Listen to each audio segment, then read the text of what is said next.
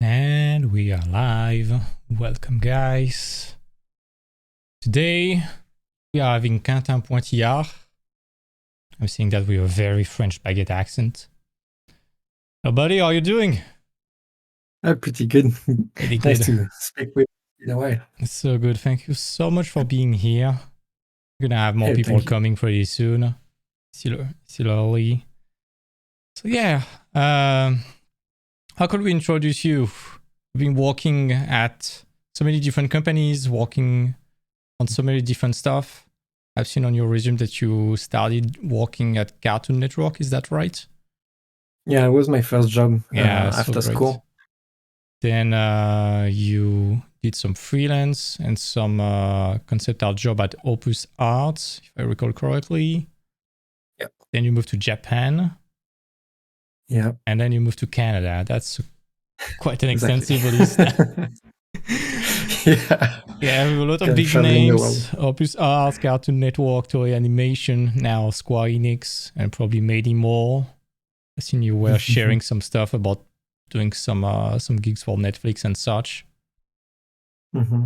Yep. Yeah, also. Yeah.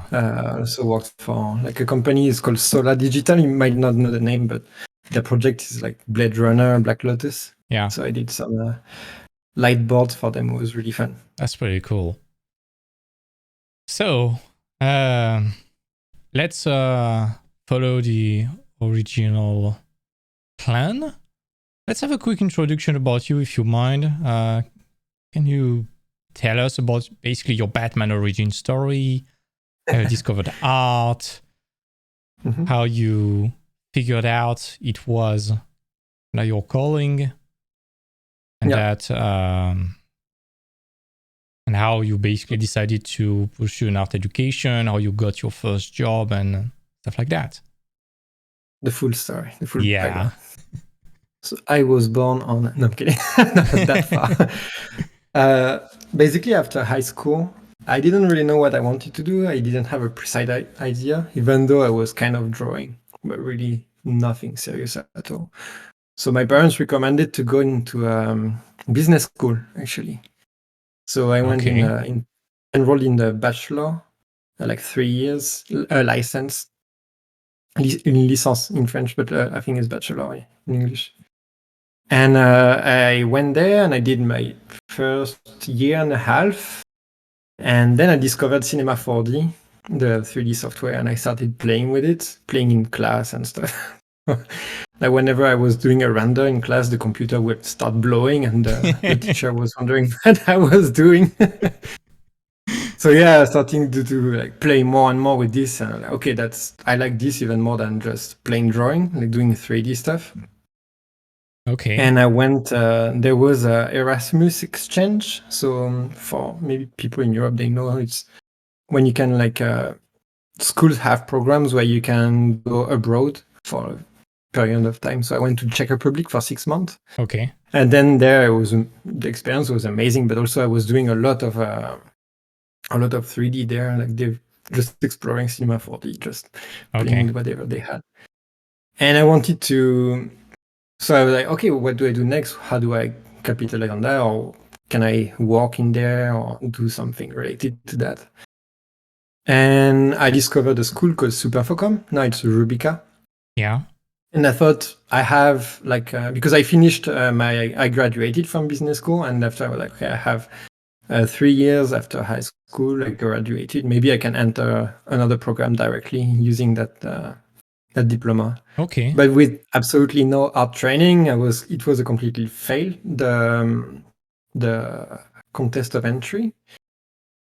But it was cool. They said like, yeah, continue working on it. Like you can probably try to find some art to put you up to a like starting level, I guess, from where they can pick up after at Superfocom. Okay.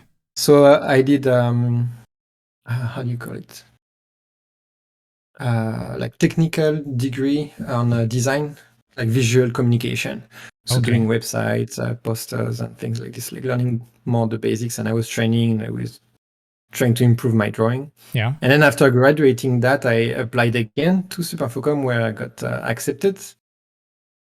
So I did Superfocom, 2 movies, like they ask you during the program. And my graduation movie got, that's the premise for why I arrived to Japan eventually. So that movie got selected in a festival in Nagoya. Wow.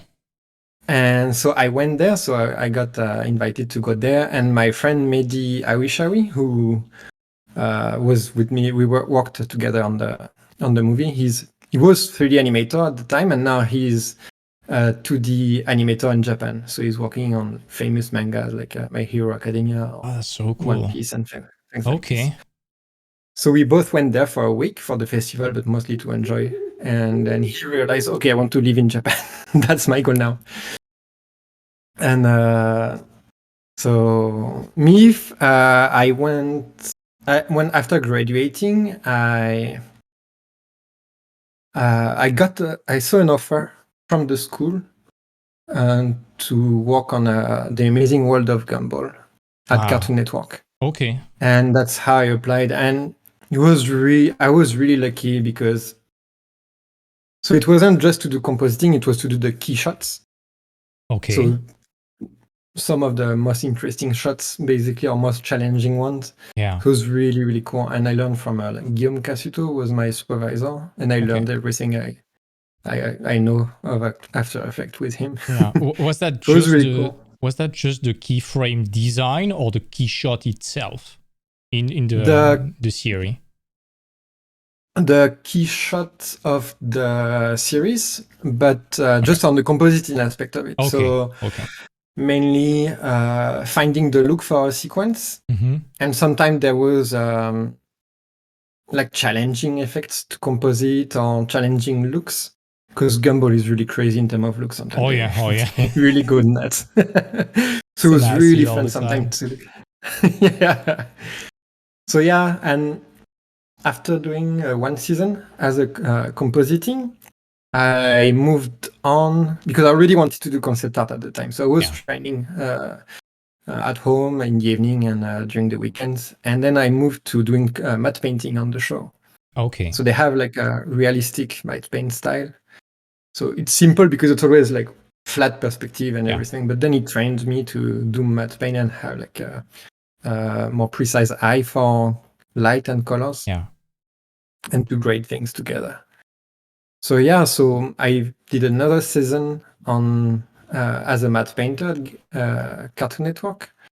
And then that's where I was like, okay, now I really want to do concept art. And I started to have some contacts, and I took a bet to say, okay, I quit Cartoon Network without having another offer yet.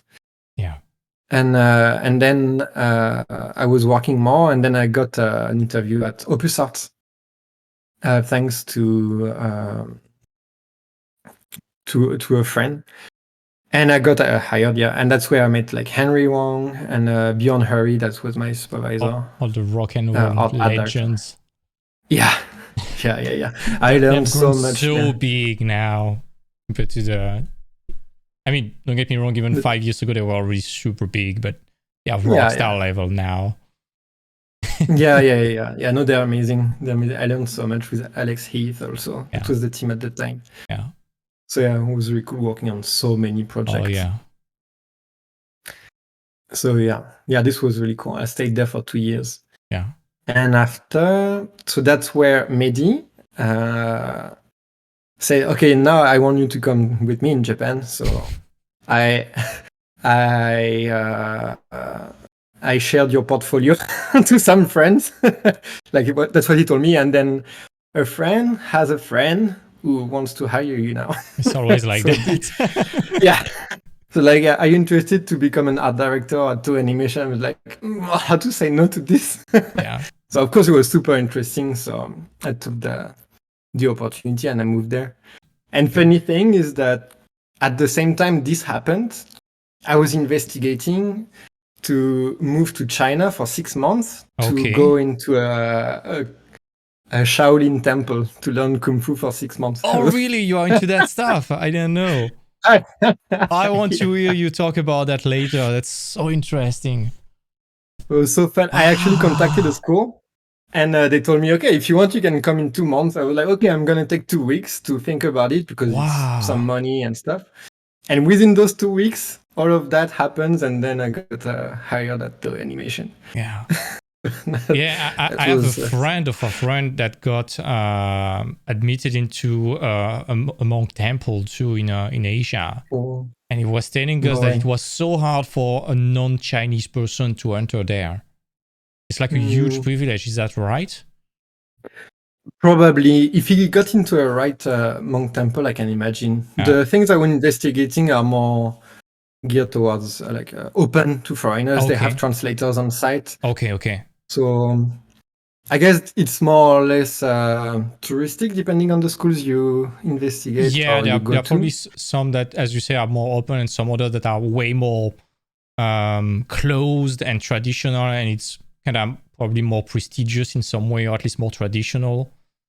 But and I imagine that when you enter one of those temples, even if you are, let's say 25, you have kids that have practiced in there like 6 years old. And even kids that are actually 6 years old, they are almost better than you at whatever you want to do. They are able to stand with buckets on a bush or something like that for hours. Wow. Yeah. Meditating under a waterfall or something like this. Yeah. Are you practicing meditation, by the way? I do sometimes. It depends. I have phases depending on how overwhelmed I am with life. Yeah. Okay. I was doing... I haven't done it in a while, but I was doing the Wim Hof method. I don't know if you've heard about this. Yeah, the one with cold, right? Yeah. With cold showers and breathing exercises and stuff. I've done it for 2 years straight. Okay. Now I don't do it anymore. Maybe I'll go back to it in the future. Okay. But yeah, I was taking ice bath and cold showers. Doing the meditation and all of the breathing, hyperventilation, and then you breathe out everything and you stay like this until you gasp, basically. Wow. Yeah, it's like such a kick in the morning. You wake up, you have so much energy after that. Oh yeah, I feel you, man. Because I injured my back recently, and my osteopath was telling me, "Hey, I'm sorry about that, but for 20 seconds, you need to take a cold shower." And to massage your shoulder and stuff like that. And I dread that moment. And I'm probably waking up my neighbors by cursing oh my God, it's so freaking cold. So I can't even imagine a bath filled with ice and stuff like that. Oh my God. Yeah, I was a bit stupid the first one I did. So I went to buy a bunch of ice cubes. Yeah.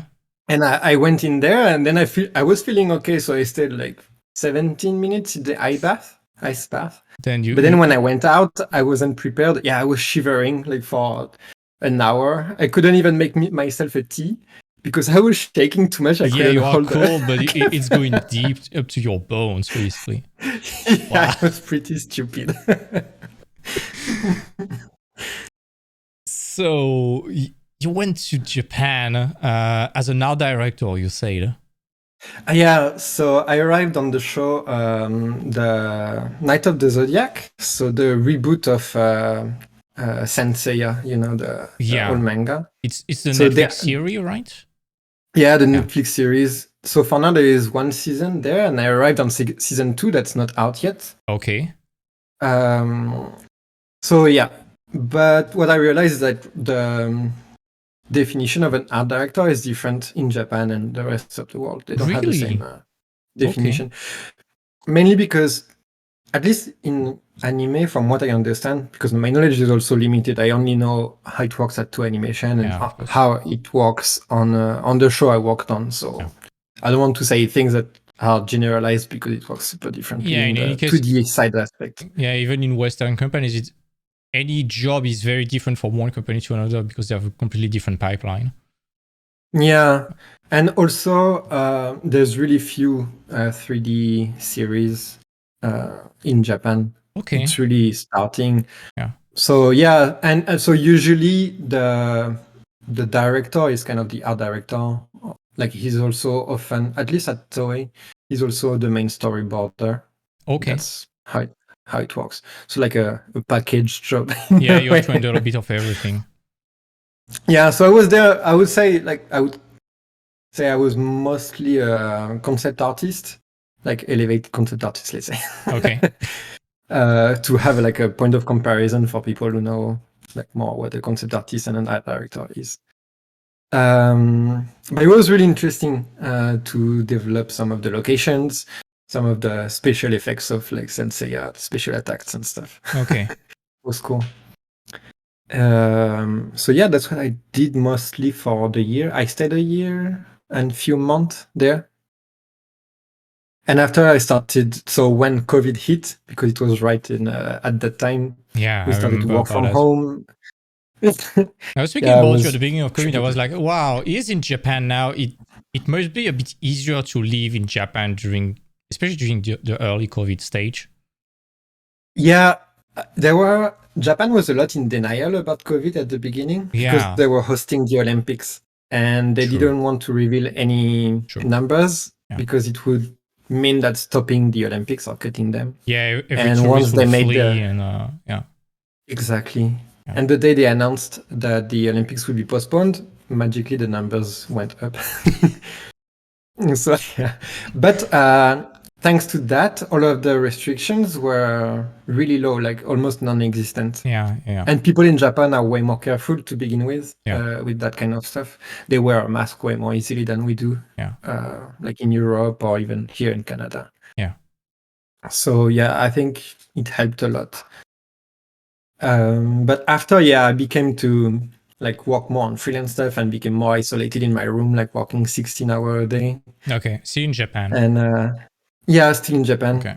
And I did, because of that, I pushed too much. I did a massive burnout. Oh. That took me a year to recover after that. So even after I feel like a lot of people I've been talking to encountered a burnout during that pandemic time. Like we can speak about that a bit later for sure, but it was such stress intensive moment for a lot of people, especially in the industry, because from one day to another the entire industry had to move to remote work, and most of the companies, especially at the beginning, were not prepared for that. Plus you have the fact that in some countries you have lockdowns, you have all the very stressful atmosphere with the media and everyone talking about that. Some people are getting sick. You have to wear masks, so you don't even recognize people as human beings. So all of that compounding over time, plus the fact that at the beginning nobody knew what was going on. Of course, you have a massive stress. You had the lockdown and the social isolation. Yeah, you get a lot of people that get depressed, lose their job, and it can lead to burnout pretty easily, I think. Yeah, for sure. Yeah, just the overall energy is not wasn't circulating well. Yeah. So I have a couple of friends that told me also that they had. The good thing is to get out of it and then avoid getting back into it. Yeah. It's a good lesson, I guess. I don't wish anyone to get a burnout, but at least like learn from it. Or that's why also I'm not scared to talk about it if it can help people to pay attention a bit more to themselves. Yeah, we can definitely talk more about that in the second part, because I've been talking about burnout on stream quite a lot. Same with stress and with quote unquote mental issues for artists, because as we are artists, we know that most of the artists are very prone to depression, anxiety, imposter syndrome, burnout, because they're pushing themselves so hard. And when you get close to a burnout, or when you have the real burnout, you learn so much about yourself and your limit. And it's like, hey, I should have seen that coming for months. My body, my life was sending me so many signals. I ignored them, and 100% deserve what I got in some ways. Yeah. It's like, lesson learned. You need to listen to yourself, to your life, and to everything around you, because it's not something that come from 0 to 100 overnight. It's something that slowly installs itself until at some point you reach a point of breaking, basically. Yeah, it's really this. Yeah, that's the tricky part. If it was from one day to the other, it would be easy. Like, not easy, but it would be easier to recognize. Yeah. But yeah, it's not. And even people around you, if you have people close to you, they don't necessarily see it either. Yeah. So you don't have. Yes, especially because you generally, when you realize that you are not going well, you want to conceal that to other people, to not hurt them, to not worry them. And you tend to isolate yourself so much. Because you are kind of feeling ashamed or guilty to have that. It's like, hey, it's not normal. I have kind of a good life, quote unquote, objectively. I should not complain, but still I feel miserable. Happens quite a lot. Yeah. I'm seeing that Eddie, of course, in the chat is asking you, was it hard to recover from the burnout?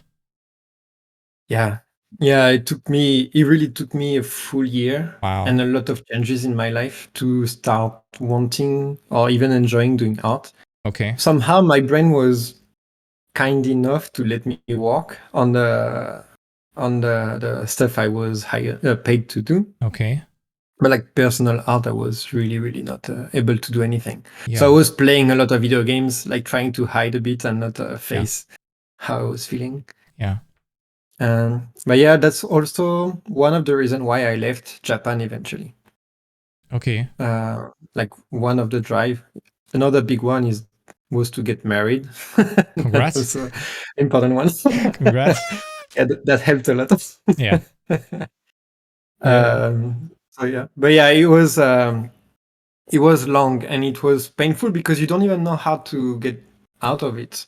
Yeah. Like even if you try hard, if you push yourself, it's even worse, I feel.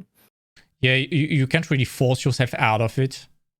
Yeah. By just, especially by repeating the same thing over and over again, and hoping that there is a different result. You in some way you need to accept that, okay, something is definitely not going right in my life. Something is definitely wrong. I need to identify that, and I need to accept that I fucked up in some ways on something, on some choices, and I need to address that as fast as possible. Yeah. How? But it's true. It's like you said. Yeah, go on. Go ahead. No, it's like you said. You learn to listen to yourself after. Yeah. And be more introspective. How did you manage to identify the root causes of that burnout? You mean the origin of this? Yeah, the origin of this. Like when you started to understand that, what are the main things that induce that state of burnout to you, aside from working very hard at home, of course? So I was, I think, a really particular situation where I don't speak Japanese, so I was in a country where I can't interact with 99% of the population. Yeah. Because also the English there is not that strong. So it was really hard. Like even going to groceries, it was always kind of dreadful. Okay. Somehow, because if they ask me a question, I don't really know. Even if I tried to learn after I got too busy to devote enough time to do it, it's my fault. But then I got so this was tricky. And then being isolated with COVID because I was working from home and mainly just in my room. Okay. And then the problem is that I got some freelance work that overlapped. It wasn't the plan, but then I had 4 projects at once. Whoa, for a month. That's a lot. Yeah, and one of the clients was really, really tough. It didn't go well at all. It went really bad, and it completely drained all of my energy. And it was really a struggle from the beginning till the end, even to get paid. Oh, okay. So at the end of that month, literally the following month, I was out. Like the burnout was super strong. It was like climbing up, like working 16 to 18 hours a day for a month, even weekends. And then after that, when I stopped, it's like, okay, you're done. Like you have to take a break because like my brain was like, no, you're not putting me through this again. Yeah. So some clients, especially those that don't go very well for whatever reason, it might be on a human level, it might be with the way they are handling feedbacks or managing. For whatever reason, every time something goes wrong, it's so draining mentally because you kind of dread to get back to work or to talk to them and have the feedbacks because for whatever reason it's going to to be horrible, and it's not motivating you at all to work in general. Definitely feel you. Yeah, it's really this. Yeah. So yeah, I would say that's how it started. And even at Toei before that, it was like for the slow ramp up. Yeah. A lot of fights because I was trying to push ideas to change a bit the look, make it easier on the production, stylize a bit to match some elements like the characters and the background that I felt that were not completely matching in style. But to change the mind of a full production, it's very hard. To have Japanese, it's not easy. It takes time. Yeah. Because things are there. They've been doing one season already. I thought at the beginning that, and I've been told that they hired me to help on that regard. So that's why I went all in. But then that's where I faced so many walls that also it was really draining on that side. So it was like one step after the other. Yeah, I'm also assuming that being a foreigner to Japan might be very tough because they are very conservative on their own culture. And you literally have some places like if you're a stranger, you don't enter there. So you're I didn't really see those places. Yeah, definitely. They make you. They remind you every day that you're not from there. Yeah. Like in Toei, when I was walking in the corridors, like just going to the toilets, when I would pass next to someone, they would like just turn the head and look away, just to avoid eye contact and things like this. So. Okay. Wow. So yeah. So that was an adventure. How did you recover from that and moved on then? So it was summer 2020, I think. Yeah, summer 2020. So with my wife now, we were like, okay, let's try to find out ourselves again because she was in Canada at the time. Like she's studying now. So we met in London and then she had to go back to Mexico. So like for a few years we lived apart. Okay. And now we're like, okay, this is now or never. Because there was the rumor of the second wave of COVID. Oh, yeah. So things were opening up at that time. Yeah. Okay, let's meet in France at my parents'. And then we decided to get married. Congrats. And then it allowed me, thank you. It allowed me to go with her to Canada. Okay. And now we know we can stick together. So, and this helped so much. Yeah. Complete life. Change of life. It still took a bit, but then the recovery felt way easier from there. Yeah.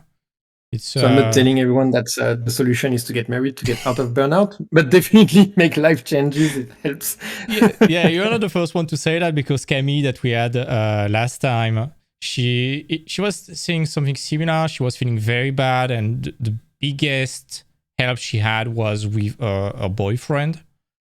And it's such a great support to have a loved one or someone who really cares for you, who is very benevolent to you, and you can really trust and rely on when you are feeling down. And it's so important because, as we said, most of the time when we are feeling bad, feeling depressed, burnout, we tend to isolate ourselves, and this is like the worst thing to do because it also leads to the injury. So when we have someone to trust and to rely on, it can alleviate a bit of the burden that we have for us just for the time for us to recover. It's such a big help. Yeah, it changes everything. Yeah. Like people underestimate the power it can have. It can be just a friend, doesn't have to be a lover. Lover also helps. But even like a friend or a flatmate or anything. Yeah. Like someone you can share that kind of stuff pretty deeply and without any holdback. It's really precious. Yeah, it's so important, and that's a big problem that we have as artists in general. By artists, I mean all the artists in general, like the overall archetype.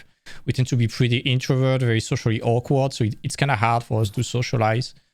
But when you have good friends or good people that truly care for you, you absolutely need to love and cherish them because they will help you so much in life in general. Yeah. This is a path we cannot do all alone. Even if we are freelancing from home and not seeing anyone, we need to have a social circle and to have an effective life, some relationship with people that truly like us. Otherwise, we would just go crazy in general. Yeah, Yeah, I totally agree. Yeah. Yeah. Or you have to find other ways to cope. Yeah. But yeah. Yeah. So yeah, and so after, just to finish the story, I guess that's how I arrived to Canada. And then from a friend again that posted, I got the offer from Square Enix. Nice. Yeah, it's good to have friends. Yeah. That's great. So you arrived to Canada. What's next? For now, staying there. Okay. Like my wife still has 2 years to her PhD. Okay. So at least for now we're here. Okay. And after we'll see. It's pretty cool living here. Like we just moved to a flat, a bigger flat to have more space. Like each of us has a room to have a studio. That's cool. So yeah, settling down for a bit feels good also. Not feeling that you're on the go or about to like move somewhere else, because that's also kind of stressful too. Yeah. You don't feel you belong. Yeah, I think we have a similar background at that point. We went to so many different places in such a little amount of time that it's, I mean, we are there, but at the same time, we know we probably won't stay. So we are not trying too hard to root ourselves in that place. And it complicates things even more to socialize overall with people and to bond with people. Mm-hmm. Yeah, definitely. Yeah, it's exactly the feeling. Yeah. Great. So yeah, right now, enjoying. Cool. So you are in Canada now, working at Square Enix, right? Yep. How did you get there? Thanks to friends, you said? Yeah, so it was it's funny, it's a friend of a guy I worked with at Cartoon Network. Okay. So back in, and he posted an offer on Facebook. Yeah. And my friend tagged me and like, hey, you just arrived in Canada, right? It's like, so we got in contact like this. And then I got interviews and got hired after. So working on like Hitman Sniper, The Shadow mobile game. If it's under NDA, don't. I don't know. It's released. Okay, it's released. Don't worry. Released this month. Okay. No, I wouldn't. We don't release some NDAs like this. I'm working on this big sequel. And then you see someone carrying me on the back. Like, So that's basically where you are right now, right? Yeah. Working on the game. So now it's like they're a free-to-play game. So we are developing the next stages now that the game is out. Cool. Some cosmetics and all of those kind of stuff. Okay. So I think the question is what's next? So it's a good question. I have there is a couple of things that are going on. Like I still work for Toei remotely. I'm doing some mainly color scripts for them right now, because all of the concept art were done. And recently I started with Mehdi again, a project, NFT project. So we are working on that. And then still every series, right? Yeah, the every project. Yeah, it's really the beginning. We have like a lot of plans. Every.xyz, you can check that out, guys. Yeah, it's pretty cool. We are using we've always wanted to do a project together because we have like matching styles and tastes. Yeah. And the opportunities never really happened. It's like in anime, when everyone goes their way and then they train on their side and then they meet up again. Hopefully we are at this point. The fusion stuff. Yeah, exactly. So this is like something quite big that's happening. Because if it works, it could be a long-term project. I mean, you sold out in 2 minutes for the free sale. So that's already quite a success, I guess. Yeah, that's encouraging. That's really encouraging. I cannot even imagine to see a sold out in 2 minutes. The things that you might have, it might be incredible. Yeah, we didn't really believe it. It took us a while. Even now, so now it's kind of more normal growth. Yeah. So it's cool, and it's like kind of growing, so it's cool. But yeah, that was That was super crazy. We were all on Discord, like talking to each other. Oh my god, look at What's that! happening? I got a friend who sold for more than 400 Ethereum in one night when he released Oh, this wow. series. And he Wow. sent me a message like, dude, for 3 days after that, I could not sleep. I thought I was on coke. Yeah. My God, I can imagine the numbers. It's insane. You don't Like even that realize the ecosystem. numbers at some point. Yeah. Yeah. My God. Yeah, that's crazy. Yeah. It's cool. I thought it's. I don't even know how do you handle the like the investment part of it. Like you need to secure it in a way. Like I don't know, because Ethereum is like always ups and downs. There's regulation going. So we can talk about that after the stream or on another day if you want. for sure. Yeah, for sure. I'm not an advisor, but I knew few stuff that because I'm myself into NFTs and crypto, so we can talk about that at some point. But it's pretty complex, and most of us artists, we don't really have the time to dive too deep into that. So we are like, okay, I'm selling my NFT, I'm cashing out my cash, then I'm hiring someone to handle the taxes, and that's it. But that's exactly what happened. Because there was that's a lot of sleepless nights because you're like, oh my god, it's going down, it's going up. Oh my god, what's going on? Yeah. It's like investment. It's like gambling, basically. Yeah, and it's on steroids because it can go up or down 10% in like half a day. We are not prepared for such numbers. Yeah, I really try not to look at those kind of numbers. Yeah, don't look at them. It's like social media. Yeah, it's like looking at the likes on your images. It's the same kind of addiction. It's exactly the same. Yeah, you're just gonna drain yourself doing this. Yeah. That's great. I actually kind of disappeared from social media for a while. Like I haven't posted anything. I've seen that. I did kind of the same, especially during the COVID. I installed some kind of blockers on Facebook and Twitter because I didn't want to see everyone freaking out or even arguing about politics or whatever. It was just noise and it was distraction. I was like, why the hell would I expose myself to angry people and toxicity all the time? Was that the same for you? Yeah, a bit. I did it mainly because it was draining and it was really bringing negative stuff, and mostly also on the like self-love a bit, because you always see so many people posting amazing stuff all the time. It's really I don't know, it's misleading because also you follow so many people. Let's say you follow 500 artists. If everyone posts one day, you have more than a year worth of posts every day. But it doesn't mean that every artist is posting every day, but in your mind, that's what happens. Yeah. So your brain is like, I need to do more, I need to blah, blah. And it's really not good. You don't enjoy it anymore. Yeah.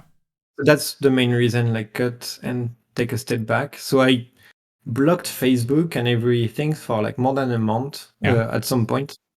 Like not deleted the account, but put it on hold. Yeah. And it helped so much. Yeah. And after I started to realize, also, I realized I'm in a lucky position where I have enough work where I can do this.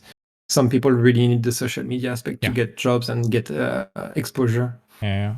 But at some point it's good to like step back if you can. When you can afford that, it's definitely worth it because it's draining so much, and as you say, you feel so bad looking at all those artists that you love, but everyone is having an inferiority complex towards everyone else in the industry. That's one of the curse of the job, I will say, and people need to learn how to handle that because it can severely damage your self-love and your self-perception. And the truth is, even at the highest level, like rockstar level, like Shama, Raphael Lacoste, and other legends of the industry that everyone loves, they still have the same feeling about each other. Yeah.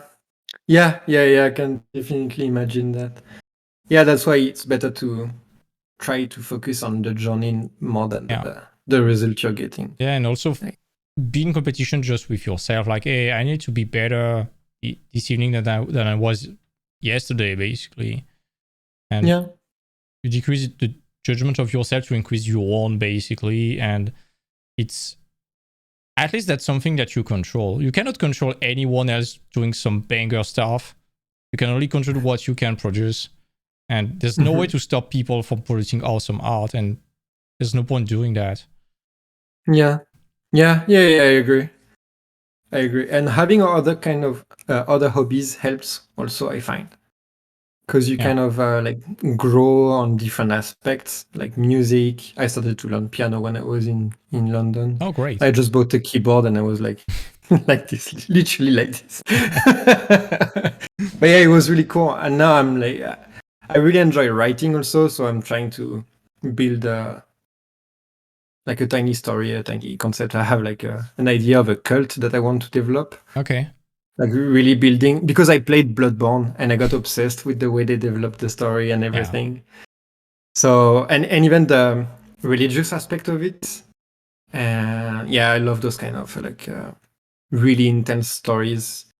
Even religion, how to say, on the epic side of it, like the story. All the myths around really like every religion, it's incredible. Yeah, exactly.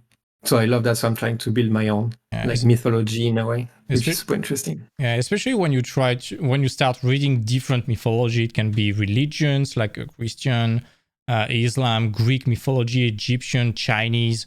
You notice there's so many common points between all of them, all the myths, all the archetypes, and you are like, they're all trying to tell the same stories but with different language. And you see how much language and cultural can affect the perception of things, but the substance behind that it's always the same. It's always talking about what is to be human, basically. Yeah, it's true. It's true. And it's funny because so my wife's PhD is about an art history and philosophy. Okay. So she's kind of feeding the beast with all of her knowledge. Oh yeah. Which is really cool. That's cool. Yeah, you talk about hobbies. Do you have any hobbies aside from writing and piano? Yeah, in London, I had more time, so like, and I was more settled, so I was doing like a lot of sports. I love doing sports. I was doing CrossFit a lot. Okay. And with my wife, we do Insanity. It's a like online program, like videos. Okay. It's like a HIIT program. Like super intense, where you jump for like 40 minutes. Okay, it's so like we love very that. cardio intensive. Yeah. Which is we like the hyper aspect of it. Okay. So I used to do a lot of roller skating when I was younger. I would do like an hour a day. Okay. So freeing the mind. Yeah, see someone shanty. Someone knows. What else do I do? Yeah, after like a normal hobbies, going to the cinema, those kind of stuff. Okay. Playing video games, of course. Of course, like everyone in the industry, I will say. Yeah. But yeah, I guess it's mostly the ones. You have eating burgers became a hobby recently. Oh, really? You have Rakan in the chat saying Quentin is the best big up manga. I don't know who is, but you probably know him. It's Johan Verne. Oh, Johan Verne. Hello, buddy. I want you in the interview at some point. Yeah, how you doing, buddy? Ooh, favorite burger? Okay. The juicy ones. Yeah. And aside from art, do you have any other project that you might have been doing in the past right now that you're planning to do in the future? So non-art related at all? Yeah, non-art related, outside from the industry, outside of your artist role, basically. I don't know if it's really a project, but I would love to go back to doing Aikido. Okay. I did for a few years before moving to the UK, and I really love that martial art. Yes, I did some. It was so great. Yeah, because it's no impact. It's like so graceful. You basically like move around and turn. You can handle so much strength if you do the movement well. Yeah. I wouldn't recommend it if you want to learn to for protect yourself. self-defense. Yeah, because you need to practice it all your life to be able to use it in a real life situation. Yeah. Because if someone that's way stronger than you just locks their body, you're done. You just run. Yeah, it's when someone is charging you that it's very useful. But if someone is grabbing you right there, you might have some stuff with your arm, but that's pretty much it. But it's so graceful. It makes you become so flexible too. Yeah, really. Yeah, it helps with balance. It teaches you how to like fall safely, like most martial arts. Yeah, and also it teaches you to protect the other one in front. Yeah, because it's a matter of like self respect, mutual respect. Yeah. So yeah. This is really cool. I would like to go back to this on a non-art related thing. Otherwise, I don't know. Traveling more. This I can't wait. Do you have any destination? There's so many. Now that I'm so close to the US, I would like to cross the border and just explore a bit there because I've never been. Same. I've been thanks to my wife being Mexican, I've been traveling to Mexico and so beautiful. Yeah, it's such a cool country. It's amazing. The landscapes, the people, the food. Yeah, it's so good. I tasted the best conchinita. It's like a meat in a taco. Okay. And her aunt is doing it. Oh, it's so good. Just interrupting for 2 seconds while Bjorn, you're in the chat. Ooh, hello, Bjorn. The champ is here. How are you doing, Bjorn? But yeah, Mexican food is amazing. That's amazing. Wow. I was supposed to start the chat, the conversation with a quote as I did for Camille, but I completely forgot. The one I picked for you, I'm pretty sure you would recognize it pretty easily. It's a dangerous business, Frodo, going out of your door. You step into the road, and if you don't keep your feet, there's no knowing where you might step off to. Yeah. And I think it summarizes your journey so well because you have been to so many different places, following a bit what you wanted to do at the moment. Yeah, it's really this, not really knowing what to expect. But then so far it worked really well, so I'm really grateful.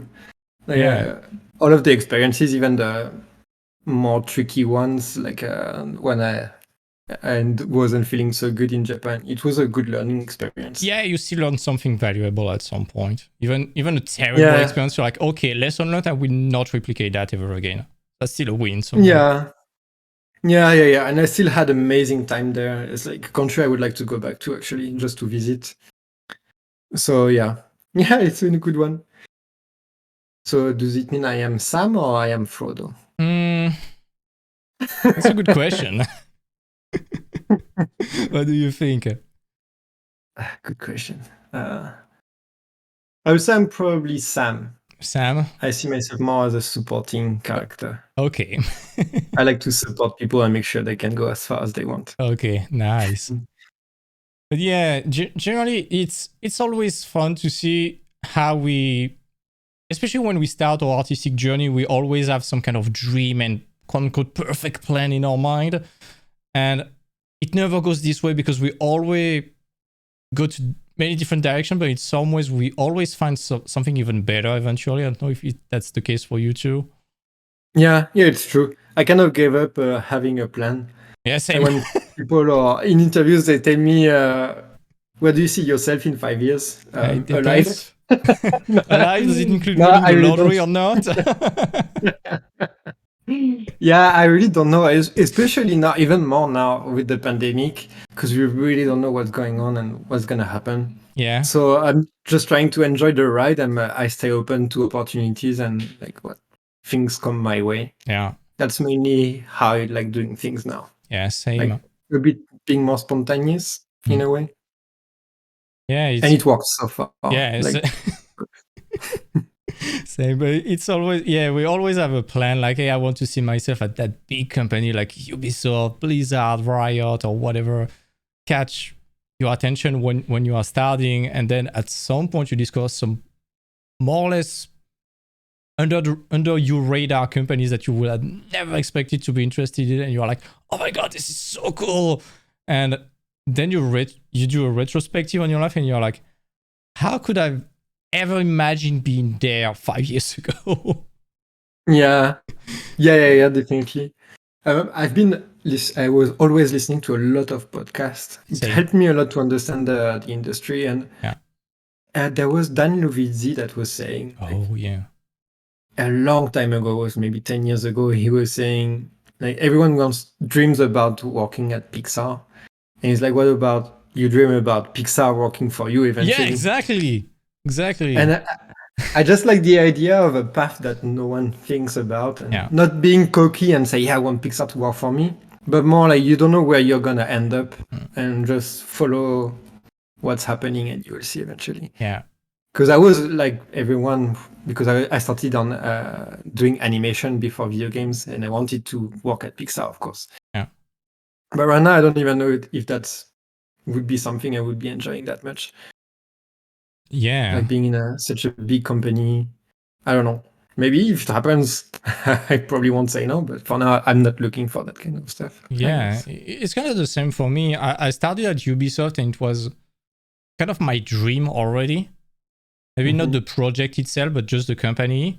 I got it and I was like, hey, can I change my dream? Not because it was bad, but just because it was not really what I wanted. I thought I wanted big project and such. And in the end, I was just like, hey, I want to work on my own stuff. It's exactly as you said. What about Pixar working for you? Or what about this company working for you? And eventually when you start, you tend to follow your plan as best as you can. But as you said, you need to be open to change, because you will always discover stuff on your journey, and you will always just have your tastes that change along the way. That's part of gaining maturity, more experience, more recoil on the industry too. Because when we are students, we have zero clue of what the industry is. Actually, we can listen to the podcast, the fantastic art cafe that it was, the talk by John Urschel. I remember the Feng Zhu YouTube channel. It was a gold mine. The podcast by Anthony Jones, even Jama and Mache were doing some podcasts at the time, and you could hear those legends talk about the industry and get some kind of idea about how it might work. But always, even depending on the company you are, it's completely different from what you were expecting. And even when you have experience and you go to a new company, it's completely different from the previous one. And you have to constantly adapt and reassess what might be expected from you, basically, and how to react to that. Yeah, it's true. Yeah, that's a great asset to be flexible in that industry. Yeah, you need to be able to adapt, I will say. And to that, you also had, as you say, and you're pretty well placed to talk about that, about your journey to Japan. You have to add the cultural aspect too, if you're moving to a different country. Yeah, it's true. And actually, when I arrived, so there's a bunch of friends I have there. And when I told them, okay, I'm gonna fight to push a bit the ideas, I had to change a bit the look and implement some things in the show that I felt were missing. And they will say, you're gonna burn yourself and you're gonna end up being disappointed because it won't work. And I didn't believe, because I really wanted, I had that plan. Okay. And then it happened exactly like they said, because it was experience that was speaking, not the old sage was speaking. Yeah, exactly. Yeah. So, but at least I tried. That's what I tell myself. I did everything I could.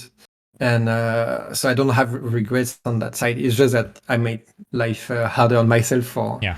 But then also at the same time, I think if I went again, I would do the same, because otherwise I would feel bad of not trying. Yeah. So yeah, I don't know. It's kind of a mixed feelings. Like, even if you know things are not going to change and there's a cultural difference and there are barriers, if you don't try, at least do what makes you feel, won't leave you with regrets, I would say. Yeah. So I'm happy I went there and I did the way I did. Yeah. It's kind of a yeah, controlled YOLO way of style in some ways. Yeah, it was. Yeah, it's crazy. Yeah, that was some crazy stuff that I saw. And even the way people see you, like it was when we went to Nagoya for the first time. So it was, when was it? 2015.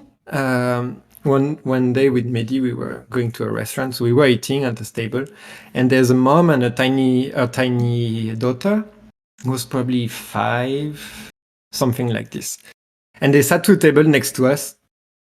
And back then I had like a longer beard, so I don't really know if it's this. That's my guess. But the girl, when she started to look at me, she started to scream and cry. She was frightened. I thought she saw the devil. Oh, okay. So it was insane. I was feeling so bad. I was literally looking a bit the other way, trying not to cross her look. And then when they finished eating, the mom, they had to pass behind us. So the mom went back. And the little girl, she was like holding the table and hiding. And when the mom was outside, she ran to behind, just scared that I would grab her. I don't know. Oh my God, a monster in front of me. Yeah, that was traumatizing. Have a savage caveman or something like that. Yeah. Yeah, that episode traumatized me. Yeah. Maybe as much as her. But yeah, this, and then even like crossing some people in the street, sometimes you see the look. One day I was just walking on the street, and I was on my phone, and a policewoman on the car, she used a megaphone to tell me not to walk with my phone in my hand, like looking at my phone. Okay. And 90% of the people in the street were doing that, and I was just the only foreigner doing it. Okay. I was on the pavement. There was nothing wrong. It was just a bit strange. Is that some kind of foreigner bully or something like that? It could be. I've been searched also randomly. One evening I was waiting for a friend outside of his flat. So I was in the street. I was waiting there for like 20 minutes. And there was 2 policemen on a bike that passed by first. And they looked at me without stopping. And I had a weird feeling. And like 2 minutes after, they came back. And they were like, okay, can we see your papers? So I showed them my ID. And they're like, what are the other things on your wallet, in your wallet? So they asked to see the rest of my wallet, like credit cards. They looked at everything. Wow. And I was a bit too naive. I've shown them everything. But then they told me they can't do that. You have the right to say you can't look at that. It's personal. Okay. So yeah, things like that happen. It's not common. It happens sometimes. Yeah. But yeah, when it happens, it feels weird. Yeah. I have 2 friends that are in Japan too. They are in Tokyo, and they are telling me that sometimes, like, let's say you are a foreigner, a non-Japanese person, you, for whatever reason, you enter a fight in the street. Even if you are the one that gets attacked, you will get arrested. Yeah, it's really and the policeman won't help you. Yeah, it's really hard. You really need to be careful. Yeah. A friend of mine tried to protect a girl in the metro. She was being harassed. Okay. It was really late at night.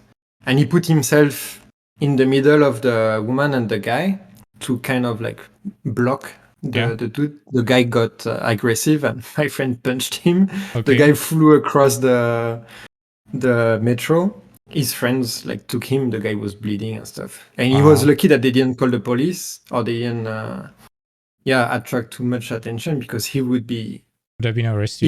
Even though he tried to tried to protect her, it's tricky. Wow. But yeah, but it's also it's anecdotes. It's really not the norm. Yeah. Like course, in general, life in Japan is really good. Yeah. Have you traveled a lot to Japan?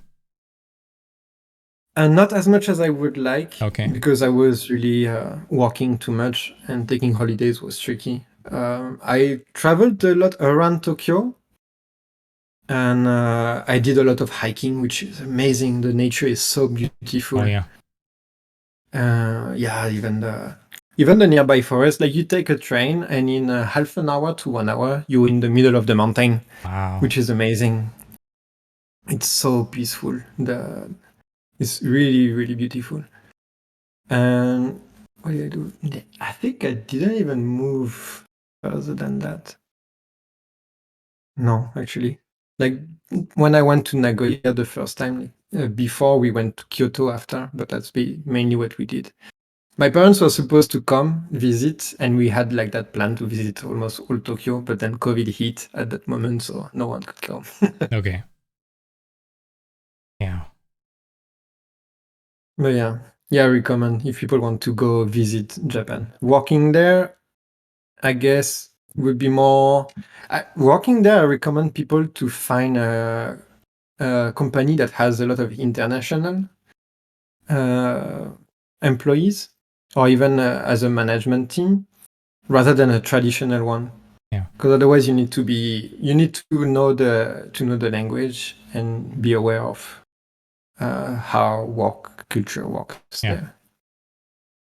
But yeah. But like for example, Sola Digital, the company I worked for Blade Runner, Black Lotus, there's more foreigners than Japanese, I think, at least on that team. So it was really cool. It was completely different. Okay.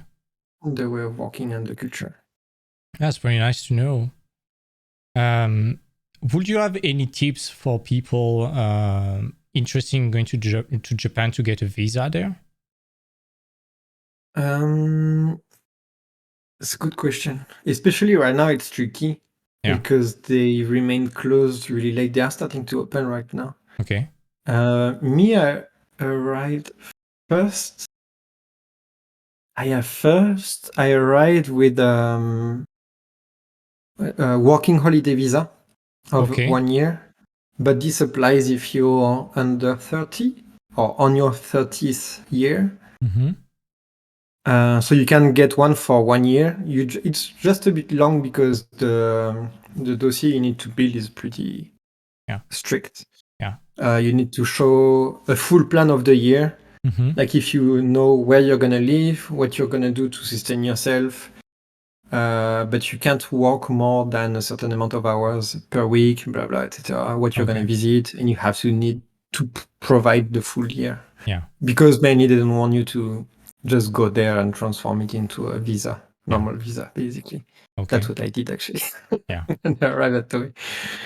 But otherwise, I'm not sure. There is a lot of websites for, I don't remember the name, but for expat in Japan, in Tokyo. Okay. And people give their advice, and people that went through all of this, it's really helpful. Even some people, they show their application to help you understand what's needed and what to fill in, what buttons to press. So that helps a lot. Okay. Wow. And go on.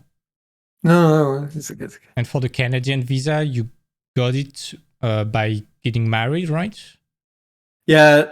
So I have a open working permit, which is also really handy because I'm not tied to a company. Okay. But basically, my visa, I have it because I have an international student wife in like one of the selected schools that they have. Okay. So it's really particular case. Yeah. But otherwise, what's tricky is to find the company that is willing to sponsor your visa. Yeah. And that is also willing to wait for the visa approval. Yeah. Otherwise, if you can get in the country before with another type of visa, like a non-working one, and find a company and transform it, I think it would be way easier than doing from scratch from abroad.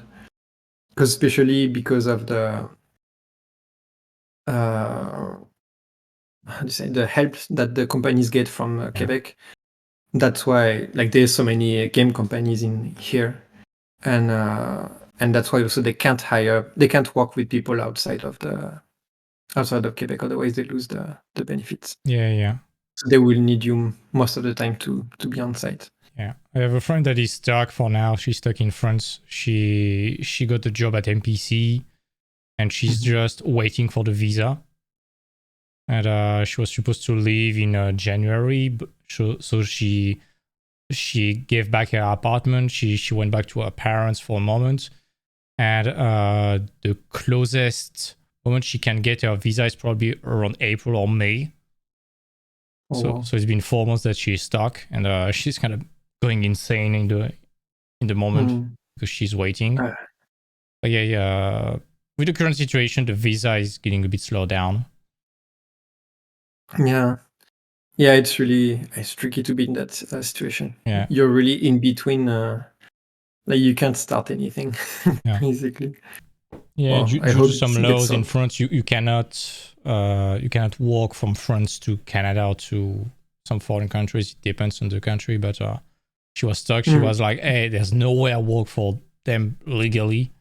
I just have to wait." Yeah. Well, yeah. I hope it gets solved. Yeah, it's really tricky. The visa process is really long here. Yeah.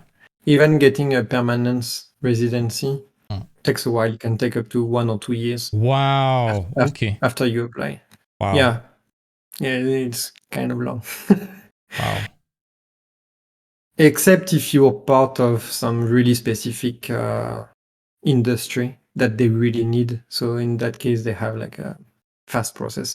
As French people, it also helps because first we don't need to pass a language test, especially for Quebec, because French is the official language.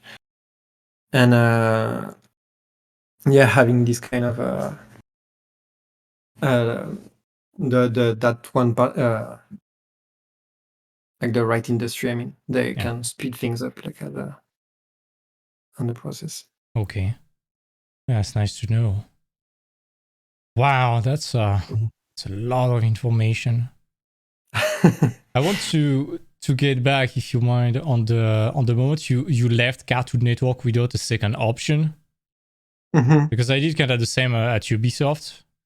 I was like, okay, my contract is over. They want to renew me with a raise, and I can either stick to that but not feel fulfilled because it's not about Ubisoft. It's just me not feeling good with the corporate world, or take the risk to get 6 months of unemployment payment, get back to my mom, do my portfolio, and apply again. Was that a bit the same for you? Not having a plan B and having to find something? It was a bit. I kind of felt like the timing was right, and sometimes I have those impulsive urges. Okay. like subscribing, registering for a kung fu class in China, for example. Those kind of things. But that was kind of the same feeling. And I felt like, okay, if I want to do concept art eventually, it's now or never. Yeah. I was scared, for example, like with one of my flatmates in London, we were always saying that we were scared to like blink, and then when you open your eyes, you're 40 and you're in the same job, and then you have regrets of not having tried at least. Yeah, being so stuck. It's more like that kind of thing that pushed me to give up on that job that was really fun and try concept art, and then it worked.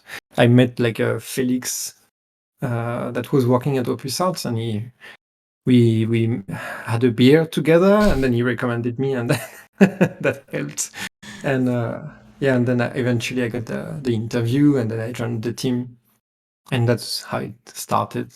But yeah, I think if I didn't give the first impulse as strongly, maybe it wouldn't have worked like that. Yeah, because I remember now, I was looking companies up, like Googling, and then I was looking on LinkedIn, Facebook, or whatever. Yeah. The name of that company and trying to find who worked there, and then I was contacting people directly. Yeah. See, guys, exactly as Camille said, it's always networking and having friends already in the company. Yeah. It doesn't do everything, but it helps tremendously. Yeah. And that's also why you need to be so nice with people in the industry, because you never know, at some point they might be in a company that you dream about. Just contact them. They are friends. Maybe they owe you a service. They will get your portfolio and bringing directly to the art director for you. Depends a lot. Yeah, a friend was asking me something, like someone that we started to chat on Discord because he had some question. He's starting also in the industry. Okay. And he was saying, yeah, I'm going to Lightbox. Do you have recommendation on how to approach people non-awkwardly? Make friends with them already before joining there. Yeah, exactly. This and asked for job, but not really ask. I was like, from my experience, I went to to THU, right? And because we met in London, in I think, to industry workshop in 2018. Yeah, and but at THU, I went without any expectation, just to enjoy and be with some friends. And actually, I made so many connections, and I saw so many great things happen with people that were okay. Sorry, I'm just muting myself at the same time, so you don't. Don't worry. Yeah, I just told him, just go there, be genuine, enjoy, make a genuine connection with people, because you never know who you will meet and what it can bring you in the future. But go there without any interest, mainly because mostly people feel it, and you see when someone is trying to get something from you, and that's not what you want. They don't really like it. At first, you just want to have a genuine approach, and once they like you, they will genuinely help you. Exactly. Yeah. If in the conversation you feel like you can show the portfolio and ask for a review, that's fine. Then you don't know what's gonna happen after. But don't be needy, I guess. Yeah. It's something that my mentor was telling me. It's when you treat someone like a star, they will treat you like a fan, basically. Yeah, true. So you need not to idolize someone like a fanboy or a fangirl. You need not to try to manipulate them to get something from them. You just need to be a nice person and create a genuine connection with them. Yeah, definitely. But yeah, conventions are definitely the best place to do that, because finally you meet someone in person. You're not a bunch of pixels on Facebook or on an address email. And even during interviews with companies hiring there, I don't know if it did the same for you, but it makes everything so much easier. I remember some companies at Industry Workshop especially, I tried to apply to them with emails and never got an answer. Just the fact you see them, you show them the portfolio in person. I got few bottles given at me and few opportunities given. And it was the same companies and the same people, just because you are made of flesh and not of pixels. It changes everything. Yeah, there's so many factors that we don't really perceive when we apply for a job. Yeah. Like the timing, the amount of email they receive on that day, like everything that makes that your email might not even be seen or read, but not because of the portfolio reason. Just because they are busy or for whatever reason it doesn't reach out. Yeah, exactly. But this is hard to see when you through an email or you're just some pixels. Yeah. Cool. Let's do you have anything you want to discuss before we move to the questions? Because we are supposed to get back a bit on the burnout if you want. It's not too dark. We can a bit. Yeah. I really don't mind if people have more questions on that also. Yeah, I mean, we already talked a bit about that, but if you have any tips for people about how to identify that, how to recover from that, how to handle that once it happened, because it happens so much to people, especially in the industry, because again, it's for several different reasons, but generally it's always because they don't listen to themselves. It has also a lot to do with the fact that some people, they are so passionate about the job and the industry that once they actually get a job, they realize that, hey, it's not just a passion, it's a job. And it's not all perfect. You won't be drawing always your small universe. You might be doing something else. You might realize that you are just a tiny fish in a big ocean, which is the company. And it might throw your expectations a bit off in some ways and can not disappoint, but just take you a bit of time to recalibrate to that.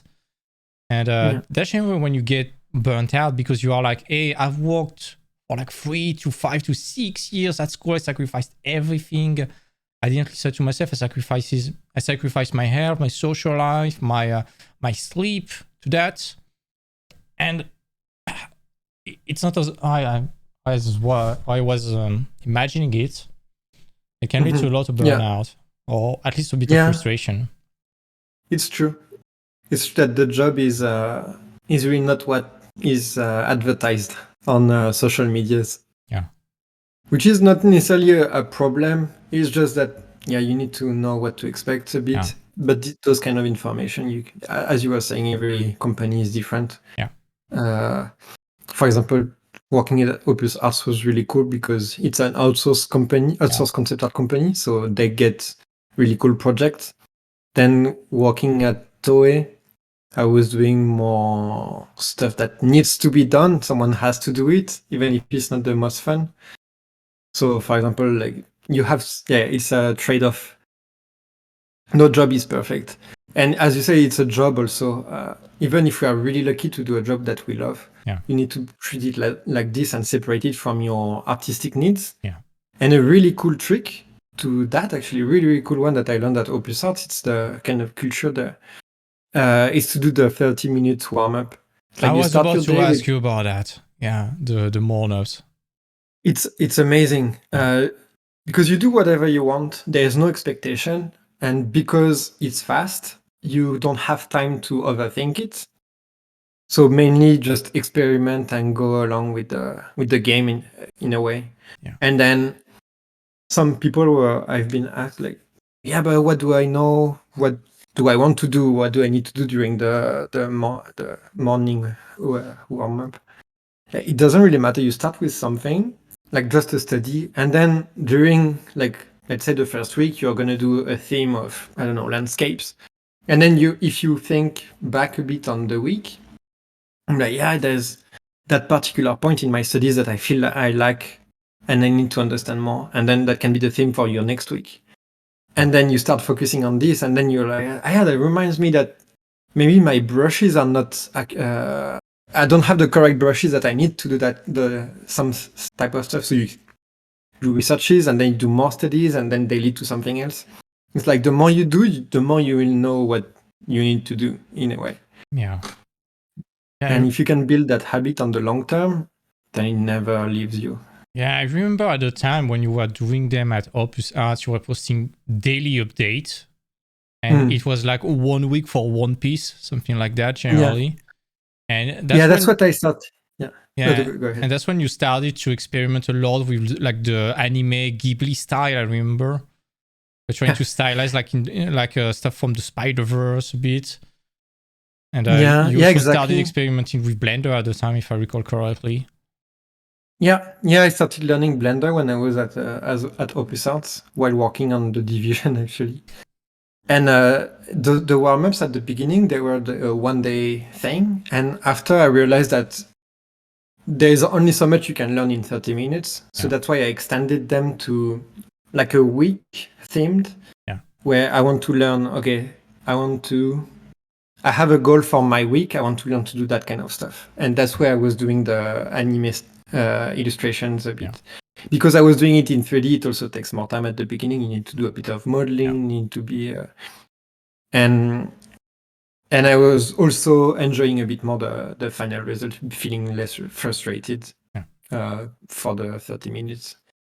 So I would say, like, if people want to start, first you have to commit to it, because it's easy to say, oh no, I'm feeling lazy this morning. And then if you skip one day, like every habit, you've been doing it for 3 months, you skip one day, and then your habit is gone. Like your brain is like, it's so hard to get back to that. It's like when you... It's just about keeping momentum. Even if you feel you are tired, just do it for like 10 minutes instead of 30. At least you're doing something, you keep the momentum. Yeah. And you might realize that instead of doing the 10 minutes you think you will do, you'll probably do the full 30 minutes or even because more. You just committed. It's like when you go to the gym and you are like, maybe this day it's leg day and you are like, oh my God, I'm going to get crushed by the squats and such. You dread the moment. Just tell yourself, hey, my only goal is to walk to the gym. Once I'm into it, I can walk away. Just because you took like 20 minutes to take the bus to go there, you will do your session. Yeah. Just forcing you to commit a bit, and then it's good. It's really important. Like the no, how do you say? You can't not do it. Like no excuse. It doesn't mean that you need to commit a lot, but not keeping it is the most important. Yeah, to keep a habit. And if you manage to do it for a full year, then you can start to relax a bit. Not meaning that you can skip. It means that it will be easier to continue the habit. Yeah. But the warm-ups, they're really good, even on a personal growth, because you do just what you want. Like your style is gonna evolve. Like Henry, he really discovered his style while doing them. Yeah, I remember when he started doing that, it was with you, I guess, and he already had quite a distinctive style, but he's still sticking to that right now, and his style is banger right now. It's so unique, and when you see a picture from him, you know it's from him. Yeah. It's really cool. It was really cool to witness this. Sitting next to him. It's a bit like some. I know it fell a bit from grace, but do you remember the Daily Speed Paint page on Facebook? Yeah. There was some people, some names that we still remember today that were sticking to that every day. And after years, there are like 2,000 speed paints. And like Conor Burke, Philip Lozinski, guys like that. And when you see their pictures, you know it's their style because they develop their style and their process in such a short amount of time, 30 minutes per picture. And they're able to achieve so much in such a short amount of time because it teaches you to be efficient because you are time gated. And you learn to be efficient and how to connect your brain and your stylus together, basically. Yeah, it's true. Have you tried the reverse exercise of the daily speed paints, which is, let's say you have like 100 brush strokes, not more, not less? I haven't tried. I remember Bjorn recommended as an exercise. I think it's Bjorn. We talked about that in industry workshop. Yeah, probably it's really. I tried a bit, and I think I didn't really do it. I'm sorry, Bjorn, but I always keep it in mind, and I try to have every brush stroke. Try to have it meaningful. Like think about the brush stroke I'm gonna do. Jamie Jones also talks about that. Yeah, I think it comes like from being Jamie slower. Jones, yeah, and I think one of the other benefits is I find painting less stressful because it's easy to start scribbling. Yeah. But then your heart and your brain starts to race, and you enter an autopilot mode. Yeah. And you stop thinking. And then you can spend 5 times the time you would do to do that kind of the tiny piece than if you were stopping and doing 5 burst strokes because you're thinking what you're doing.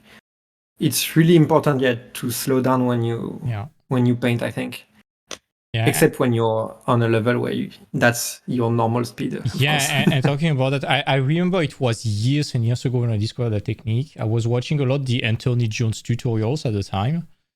And at some point, I don't remember which video it was, but he was talking about making sure that every stroke is the good one at the first try. And you can think 5 minutes before doing it, but it needs to be the good one at the first try. And I don't know why, but I had my 2 screens and I put one real-time painting by Anthony Jones on one screen and one real-time painting by Feng Zhu on the other one. And it's exactly what you described. Anthony Jones is so slow, but every stroke was the good one. And Feng Zhu, I mean, he's even talking about how much coffee he's drinking. He's a very speedy guy. He's very good. He's always very high octane and listening to power metal all day long and stuff like that. And you know that it's like all the time. And you watch 2 of them and you watch on the left, it's so slow, your heart is slowing. You go on the right, you're like, you feel the adrenaline. And when it's your actual rhythm, that's fine. But at the beginning, just slowing down and make sure that every brushstroke matters is so important. Yeah. And that exercise of 100 brushstroke, it's so good because you need to, it's like drawing without lifting the pen. You need to find ways to not lift the pen. Like you need to color something with the round brush, so you are not leaving to save on it. And it teaches you so much about flat colors, working shapes, and making every brushstroke matter. It's such a great exercise.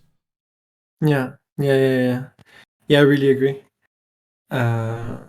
There's Peleng also, Sergei Kolesov. Oh yeah, who's also, he says himself, I'm a slow painter, but I really like watching him paint because you feel the weight of every brush strokes again. Yeah, same with the few videos you can find from Jablonski. He's painting with big brush and it's so slow because the brush are laggy themselves. He's using crazy texture brush. They're so laggy.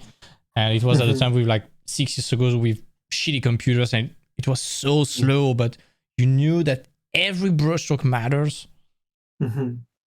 Yeah, that's it's a good thing to get like a habit about. Yeah. Cool. And now recently I've been using Krita more and more. I don't know if you ever tried. I have never tried it. They have a tool. To me, it's the perfect mix between a lasso and a brush. Oh, it's an autofill lasso? Kind of. So it's better than this because depending on the opacity, it leaves a texture inside. So working with shapes is amazing. Wow. And I don't find many people talking about it. I made a set of brushes that I tweaked with that one tool. Okay. And I can share you a GIF later. Oh, sure. Yeah. I find it amazing because basically you can draw your shapes and then depending on the opacity, you make them more or less visible or more or less textured. And then, I find it really, really nice. It just speaks to my brain the way it works. Wow. Compared to a brush. Because your brush, you always need to like change the width, like the radius. And this you don't really need to because it depends on the shape you're drawing. Okay. But yeah, I can share with you later. Oh yeah, sure. Wow. Do you have any other art habits like that? Habits? Or some tricks to share to people? Good question. There's another exercise I've been doing in the past weeks because I don't post them anymore, but I still do the morning warm-ups. I've been using Gamut mask on my color wheel. Okay. Do you know? Yeah, so it's basically. I do it on Krita, but same kind. It's exactly the same. So basically, you limit your palette, and I use a reference, so I do a study. But then I try to choose. So the visible part of the color palette is I voluntarily an opposite one of what's on the picture. Because then I need to translate every value, every color, because the values stay the same, but I need to translate every color with a mindfully, not just eyeball and then copy. And then it's helped me so much to learn and go into more subtleties. At some point, I was just trying to, without using values as much, but just hues, evoke like depth. And then you start going deeper and deeper. I found that, a bit like the 100 brush exercise, giving yourself limitation helps you push further the studies. Yeah, I have seen that already. Even at school, we had to do some studies with only 4 colored pencils that had nothing in common. So like one green, one pink, one yellow. So in terms of colors, it was horrible. It was just playing with the values and the intensity of them. I think Ross also did some video with him just painting with blue and pink. Cool.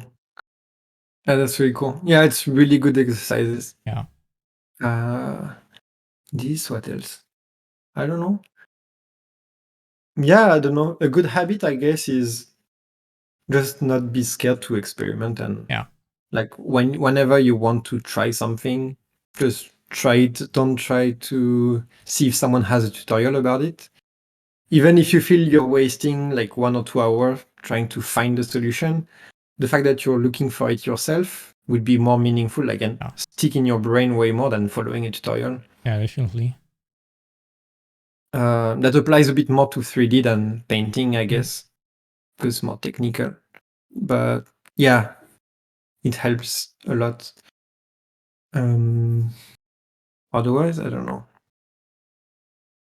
Make good reference boards. Yeah, references are important. I'm always telling my students, okay, everything you put in your environment concept art, I want to have a direct reference of it. You don't create anything out of your heart, you always have a reference. Or if you want to create something, you pick two references, you mix them. Especially when you are beginning, it's so hard to come up with original design without it looking alien. And you want to teach them how to be grounded right from the start to then start designing. It's like, okay, you have Victorian clothes, you have a goldfish. How do you apply the goldfish textures to the Victorian clothes? That's already a super crazy complex design. Yeah, it's true. It's true.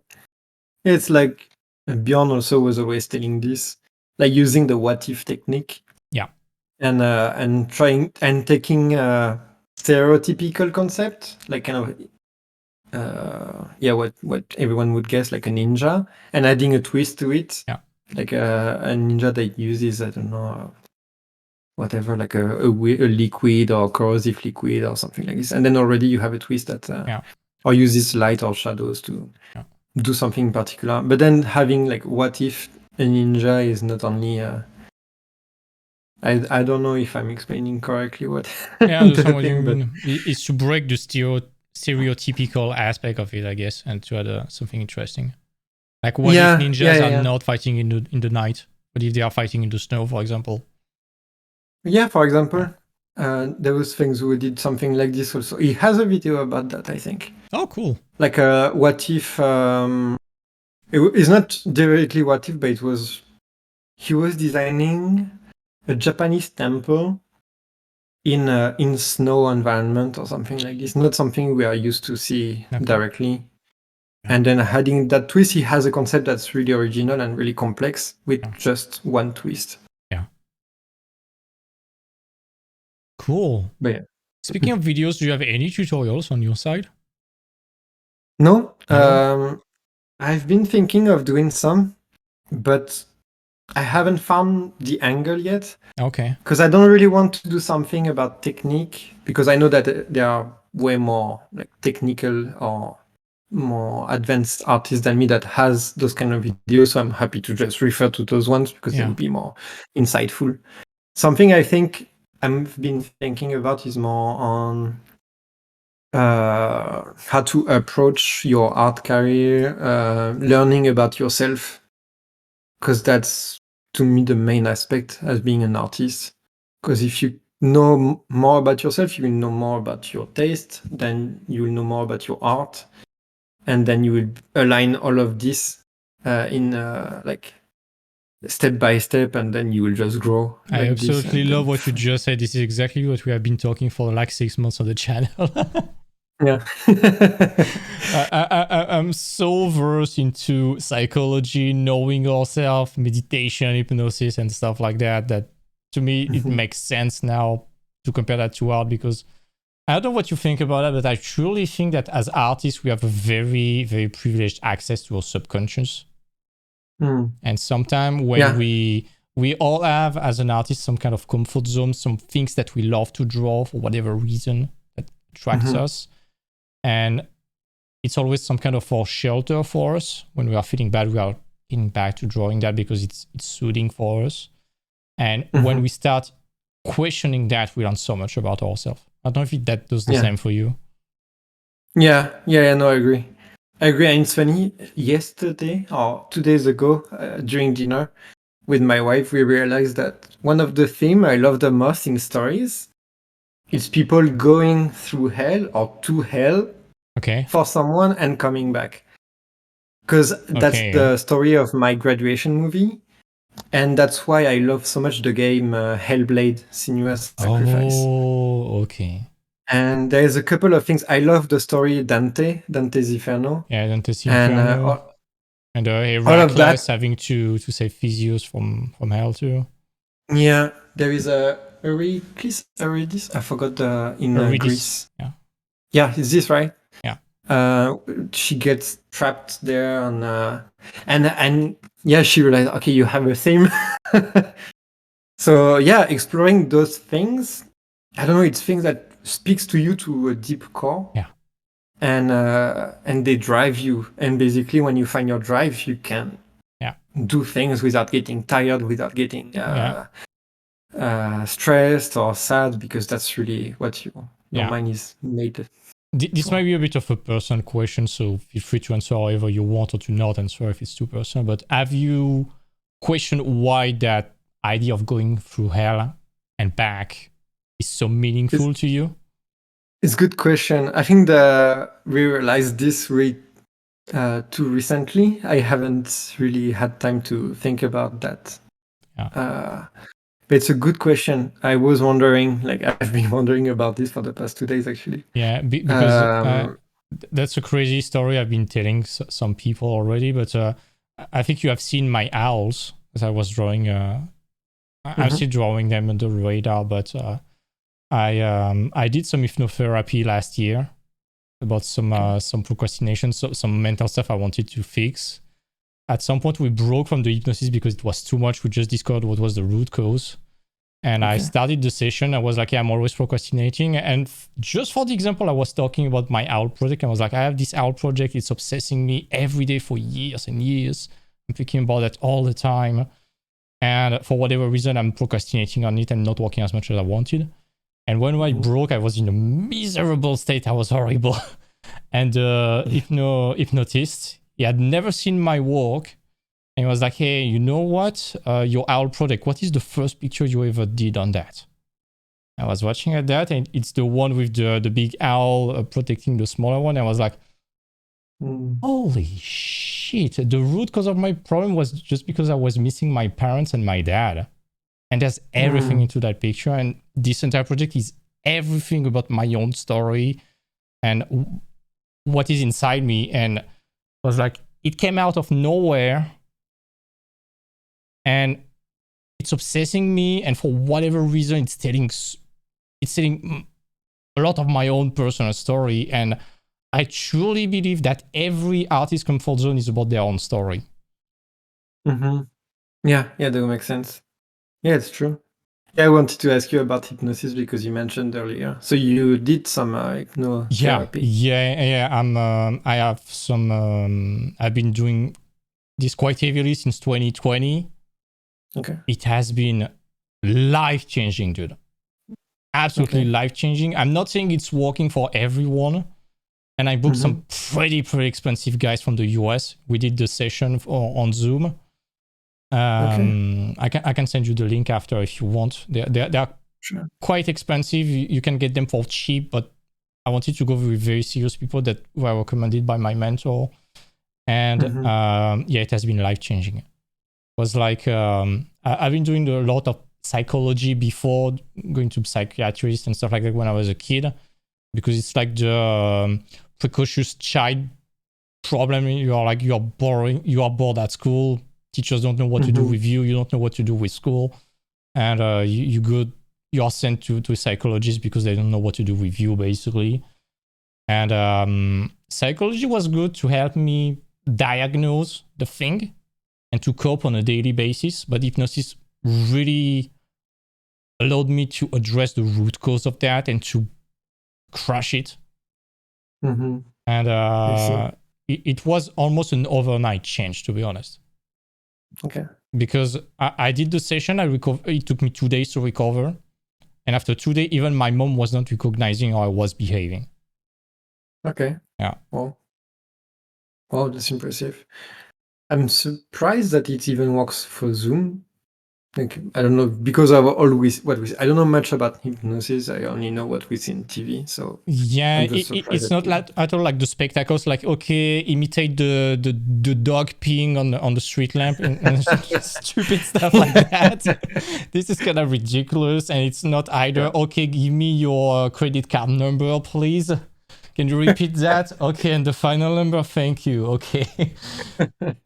No, it's kind of hard to describe it, and it will be different for every people, but for me it's like that sensation when you are just about to fall asleep, you're a bit sleepy, you are still conscious. If something goes wrong in your house, you can wake up instantly, but you are starting to be in an altered state. And it's like your conscious is in the passenger seat, and now you have your subconscious, aka your memory, in the driver's seat. And basically, you have some feelings, you have some emotion, and you try to get back to the moment of your life, the episode of your life that brought up that feeling for the first time. It's sometimes it's a trauma or some kind of that marked you for whatever reason, and your conscious was like, oh my god, I'm in danger, I need to do that, so I'm gonna tighten this screw. And the screw is too tight, and it's now a problem. What helped you, quote unquote, survive in the past is now become a hindrance, and you cannot untighten the screw because your conscious is sticking to it, basically. Hello, kitty. But yeah, your conscious doesn't want you to unscrew that for survival reasons, so you need to kind of knock the conscious KO in some way and just get on that. You relive the story, you just change the lesson learned from that, because it's sometimes something that happened to you when you are a kid. Like for me, it was my parents separating when I was 3. It seems simple, but for a 3-year-old kid, it's a lot. It's like your world is getting shattered, and so you still experience that through your 3-year-old self, even as an adult, because that's how you felt it for the first time. So you are basically reliving the experience in some ways, and but through your adult eyes. You're like, okay, hey, little 3-year-old me, that's okay. I'm here. I'm the new me. I'm taking control. That's okay. You're like, okay, it's okay. It was better, and you basically remove all the conclusions that you were drawing when you were a kid out of that, for example.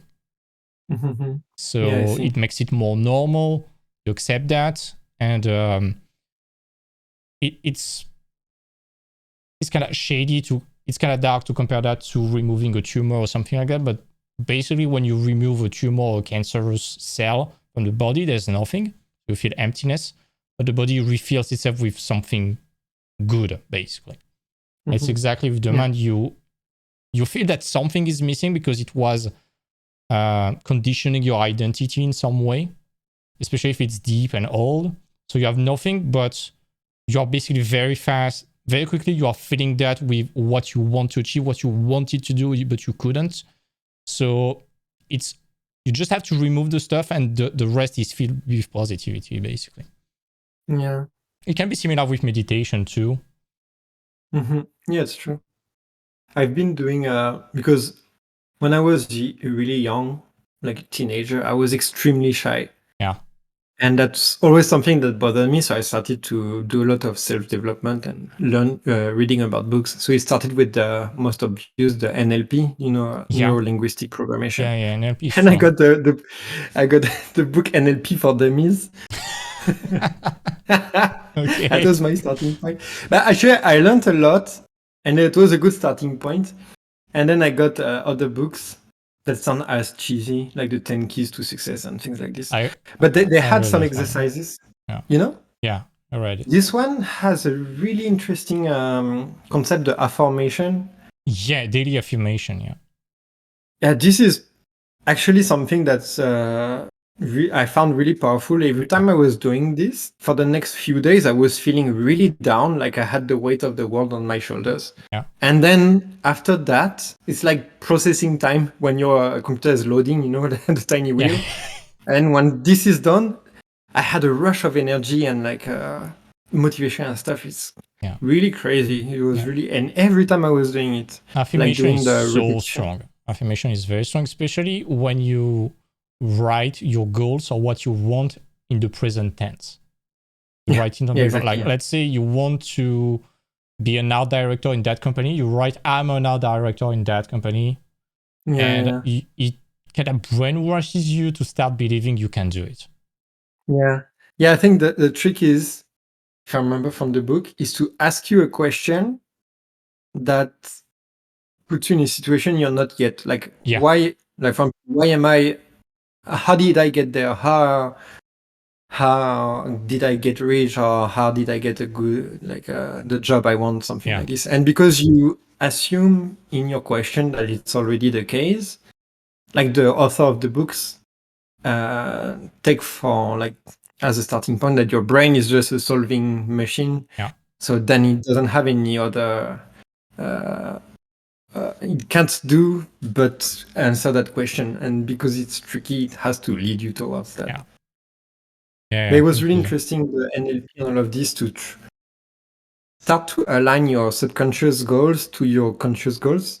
And also they had some exercises that I still do sometimes to dissociate yourself from bad memories that can hold you back, and kind of, like you were saying, it teaches you how to behave in your present, even if it's linked to things that happened in the past. Like, there's one exercise that I love. It's like picturing yourself in a cinema room. And on the big screen, you have that memory, and you're living it. You're really living it. You have it, like, with bright colors, with the sound, probably even like feelings. And you're front row. And then you put yourself in the last row of the room. So you don't hear it as much. You don't feel anything. And the screen is tinier in your mind. And then you put yourself in the projection room, so you don't hear anything. And the screen is even smaller and through a glass. And then you turn the video black and white, and then you let it fade in the dark. That's a pretty nice metaphor, it is really nice, and I felt like it works. If you do it regularly, whenever I have the feeling that something is a behavior that comes from my past and I can identify from what kind of memory, I do this. It takes like 1 or 2 minutes. And then after, I feel better, and the more I do it, the less I see those behavior appear. So I kind of guess that it works. I don't have any proof, but it's good enough for me. If you can rethink about that after and put your hand on your heart and it's not starting to rush, it means that it works. True. Yeah, it's true. So yeah, all of those things, I find them so important and so interesting also. I guess some people are more interested than others to do those kind of stuff. Yeah, and of course you need to find something that works for you. So what might work for me or you might not work for someone else. So you need to experiment quite a lot, I think. Yeah, it's true. So it's my mom's job. She's doing what we call PBA. It's like psychobioacupressure. Okay. It's a bit like acupuncture, but without needles. So it's like pressure points, energy pressure points. Yeah. You heard about it? Yeah, I heard about this. My uncle, he did in French, it's an AVC, and it got put back in place by someone like that. Oh wow! Because he had his face completely paralyzed and falling down, and someone was able to getting back on track, and it's almost invisible now. Oh wow, that's powerful, because this is tricky. Yeah, but yeah, it's really interesting because I don't understand how it works, but she's able. So the goal is to release energies in your body and release traumas from your past. And not really release them, because it's not psychiatry or psychology. It's more like letting your body let go of them and not being attached to those memories that shape you as a human. So then you can restart afresh. Even if they are still there, if you have like really big traumas, you need to do a proper work on them. But at least it's allowing you to start afresh and rebuild the behavior. It's really impressive, and she's able to find like some deep stuff, even things that she doesn't know. she can't know, and she is able to dig those kind of stuff. So yeah. Impressive. That idea of pain linked to a place in the body is something that we use a lot in hypnosis. My hypnotist is telling me if you can't feel it, if you cannot feel it somewhere in your body, you cannot cure it. And when you have some trauma, some very negative thoughts, generally you have a bad physical feeling. It might be your neck is tight, you feel like there is a weight in your body, or you cannot breathe, something like that. And it's generally linked to that. One of my, when I was very stressed, I was feeling that the world was about to crumble, and I was feeling like I was getting choked. And with the hypnosis, I realized that it was when I was in my mom's belly. I was in the wrong side, so the head was not down. So to avoid opening my mom's belly, basically they tried to reverse me. And for whatever reason, it failed. And for a few split seconds, my heartbeat got very, very faint. I went back in place and I got started. And I realized I had the umbilical cord around my neck. It choked me. And that's when I realized that every time I was stressed, I was thinking that I was getting hanged by a rope. And with the hypnosis, we went back to my mom's belly to when I was still in work in progress, basically. And we metaphorically removed the stuff, and it never came back. Wow. It was like releasing a physical pain. Yeah. That's insane. It's crazy. Yeah. Wow. That's some pretty deep stuff right here. Yeah. Shall we move to the questions? Sure. Still back to Burnout, there's a question from Kill. Do you think that hustle culture is one of the core elements of creating your burnout? I think, maybe it's part of it for sure. The other part is that I didn't manage well my schedule, but then probably if I didn't feel the need to overschedule it, that wouldn't have been the problem. That's also, this is also the reason why I've been deleting my social medias every now and then. Every few years, I disconnect completely because I feel overwhelmed by that kind of culture. Now I'm kind of completely out of it. Like I can have social medias, but I don't check them. And so I really don't care. But I feel, it's... I know a lot of artists have been talking about this recently, which is really cool to voice it. And hustle culture in general or social media? A bit both. Maybe the hustle culture in general. Because it's important to know that it's there, and at least on a conscious level, to understand that you're trapped into this. And that's how the industry works. But at least if you know that it works like this, you can start to process it in a different way. Yeah, or to establish a plan to not be a victim of it, basically. Or to at least mitigate the risk, the exposure to it. Because I agree. Not every artist is working like 60 hours per week. And not every artist should also. Yeah. And actually, no one should. Yeah, no one should. And you in some way, especially in freelance, you need to find your sweet spot of between efficiency and time. I know that personally, it's like 4 hours fully focused, then it's starting to drop. But for 4 hours, you give everything that you have. Generally, you can make your day in 4 hours. But for some people, it might be 6, it might be more. You need to find your flow generally. And I agree.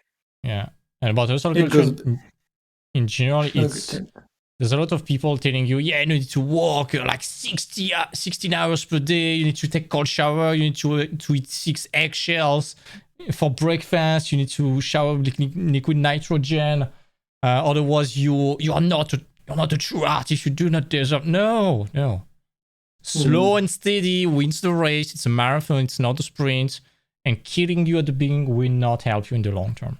Because if you burn yourself, you take so much time to recover. If you can recover. Yeah, I agree. Yeah, it's true.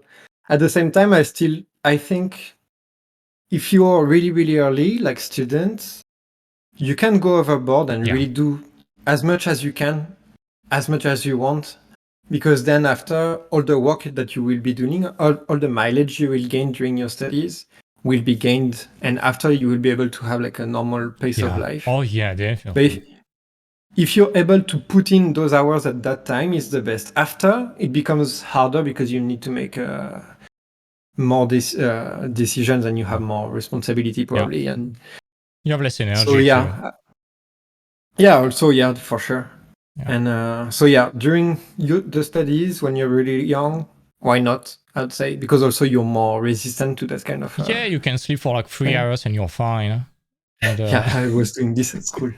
Like in art school, I remember my rhythm when I was in art school. I was like sleeping 3 to 4 hours max per night for 1 year, eating shit and being a very stressful environment. If I do that now, I'm losing all my hair. There's no way. There's no way. Yeah, me too. My forehead is growing every month, so I want to keep the last hair I have. Yeah, I started something to regrow my hair. It's kind of working for now, so I'm crossing my fingers. Okay. But it's written on the border. It's like you need to have a nice, healthy life, otherwise it won't work. Yeah. And also, if your brain is not available when you work, there's no point even in doing 16 hours because you'll do in 16 hours what you would be able to do in 6 normally. Yeah. So it's really important, that kind of balance, and having hobbies like you were asking in the beginning. It's really important. It's all just about refresh. It's all about not doing a tunnel vision for too long on something because you're sacrificing all the rest. At some point, it will bite you back. Yeah. And you shouldn't underestimate serendipity also. Like I was listening to the book Mastery that was recommended by Ash Thorpe. Yeah.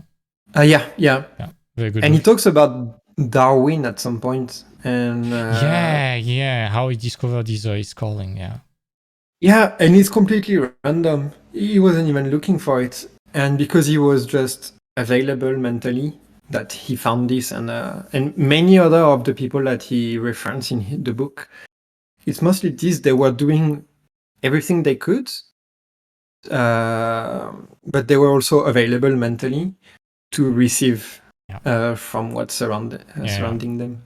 So this is super important. Yeah, we did a 6 hours reading and a lecture on mastery a few weeks ago on the channel. Ooh, that's such a great book. Such a great book. Yeah. A social culture, you, for people wanting to join the industry, you need to realize that it's here, but at the same time, it's only as present as you allow it to be in some way. Of course, there will be some companies that will tell you, you need to work 45 hours per week because that's the way we are working. But you are still free to accept it or not. And if it's not in aligned with you, you need to bear the consequences for accepting it or not, basically. Yeah, it's true. Yeah, knowing your value and respecting that is important. Because there are also companies that are pretty chill and don't want burnout and crunch culture in the office. People are more vocal about burnout and crunch culture generally. It's not that it's happening in every company. It's just that there has been light put on some occurrences of that, and people are. It's a good way. It's a good thing that people are starting to realize that it can happen, and they are starting to be aware of that, basically. Yeah. It's a good direction. Yeah.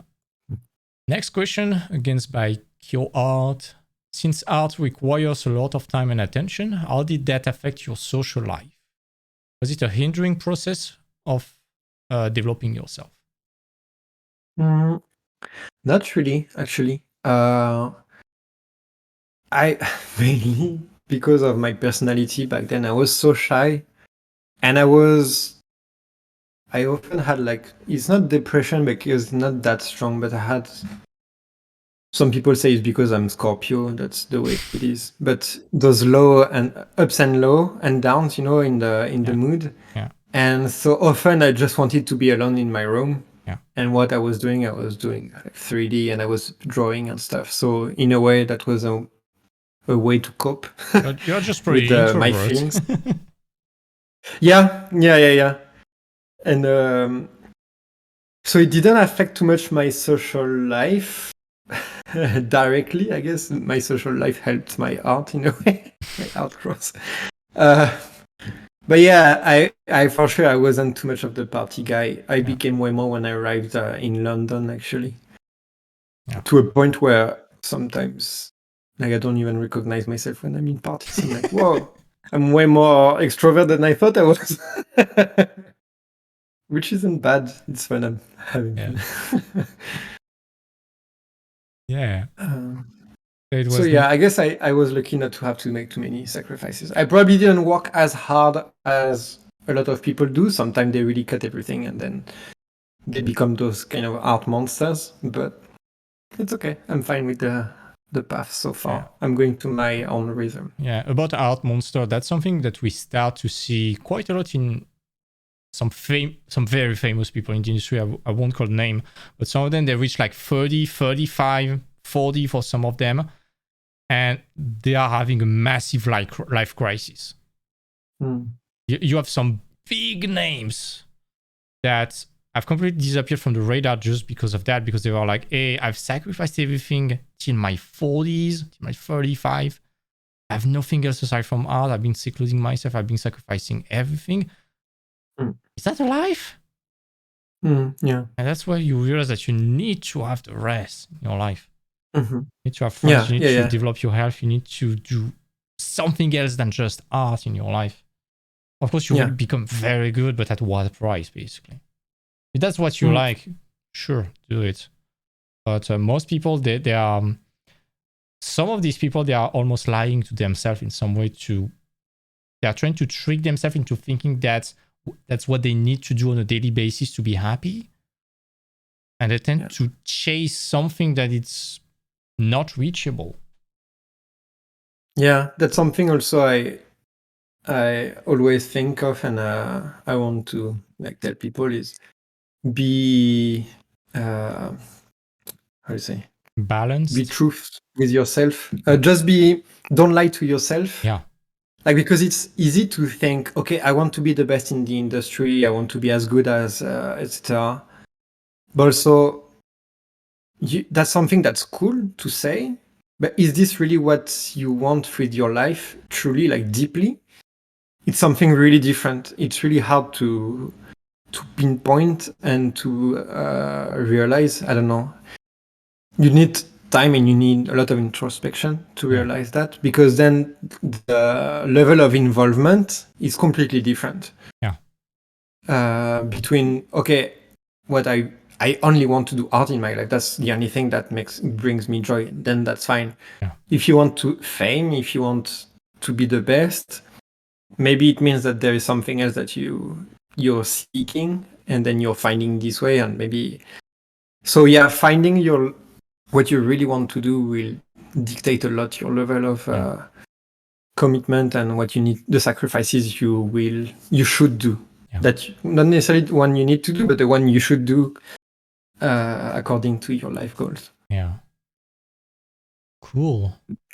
Next question, still by Q. What is your wife studying? I think you answered that. She's studying ancient. The what?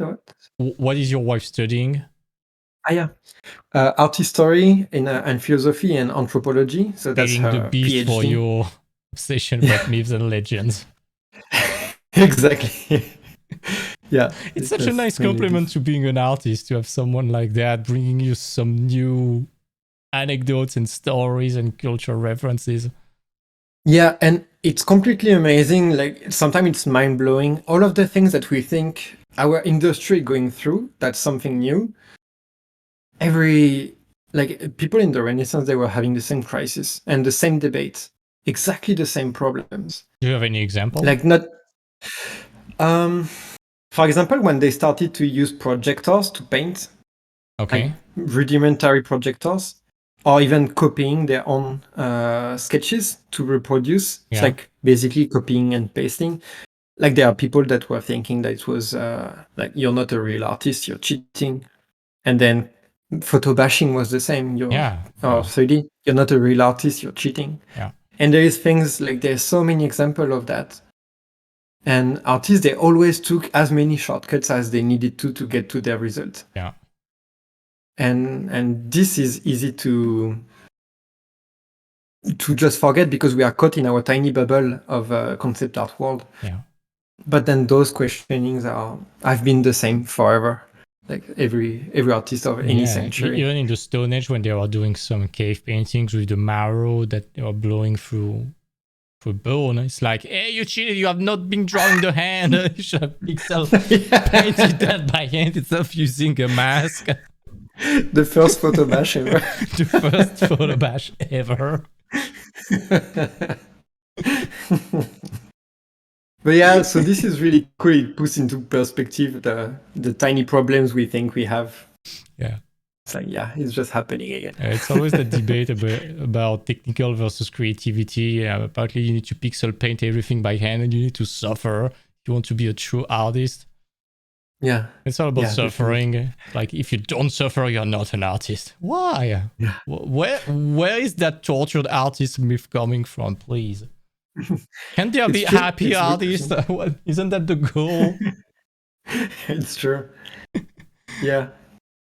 Because if you listen to that, the only happy artists are kids when they are scribbling. They are happy. They just want to draw. They don't care about the technique. They don't care that the house is blue instead of being red.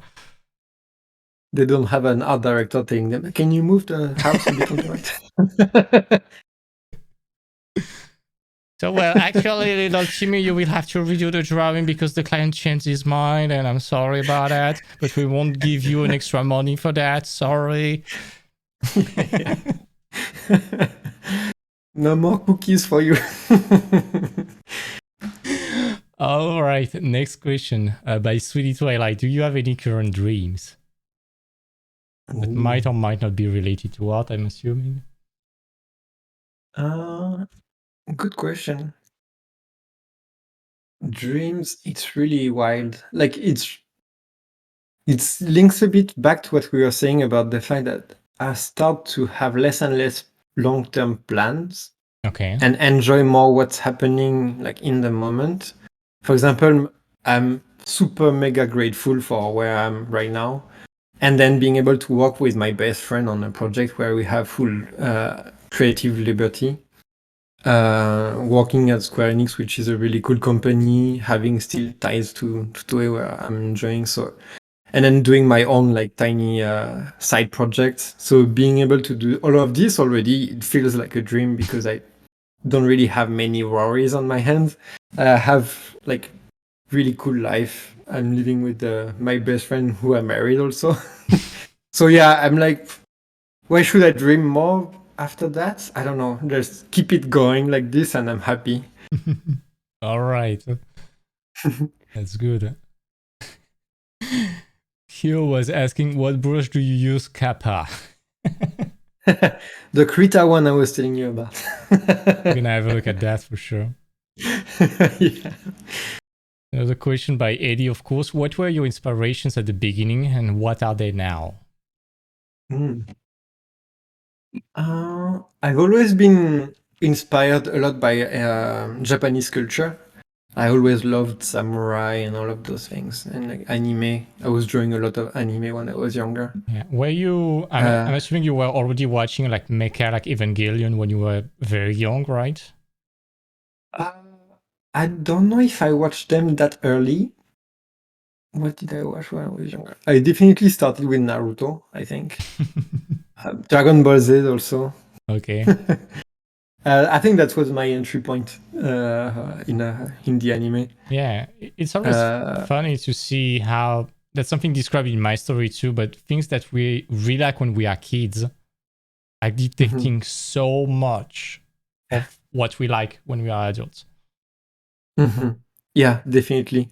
The type of stories, the type of like aesthetic and stuff. It's driving a lot. Yeah, you've like been scaring with anime. I'm assuming Ghiblis and stuff like that too. We see that in your art, even in your mock-ups and stuff like that. It was like we feel that you have been really influenced by that. Yeah, this, and I've been obsessed. Like one evening, I was really young. My mom went to bed, and my dad was like, "Okay, let's watch Aliens."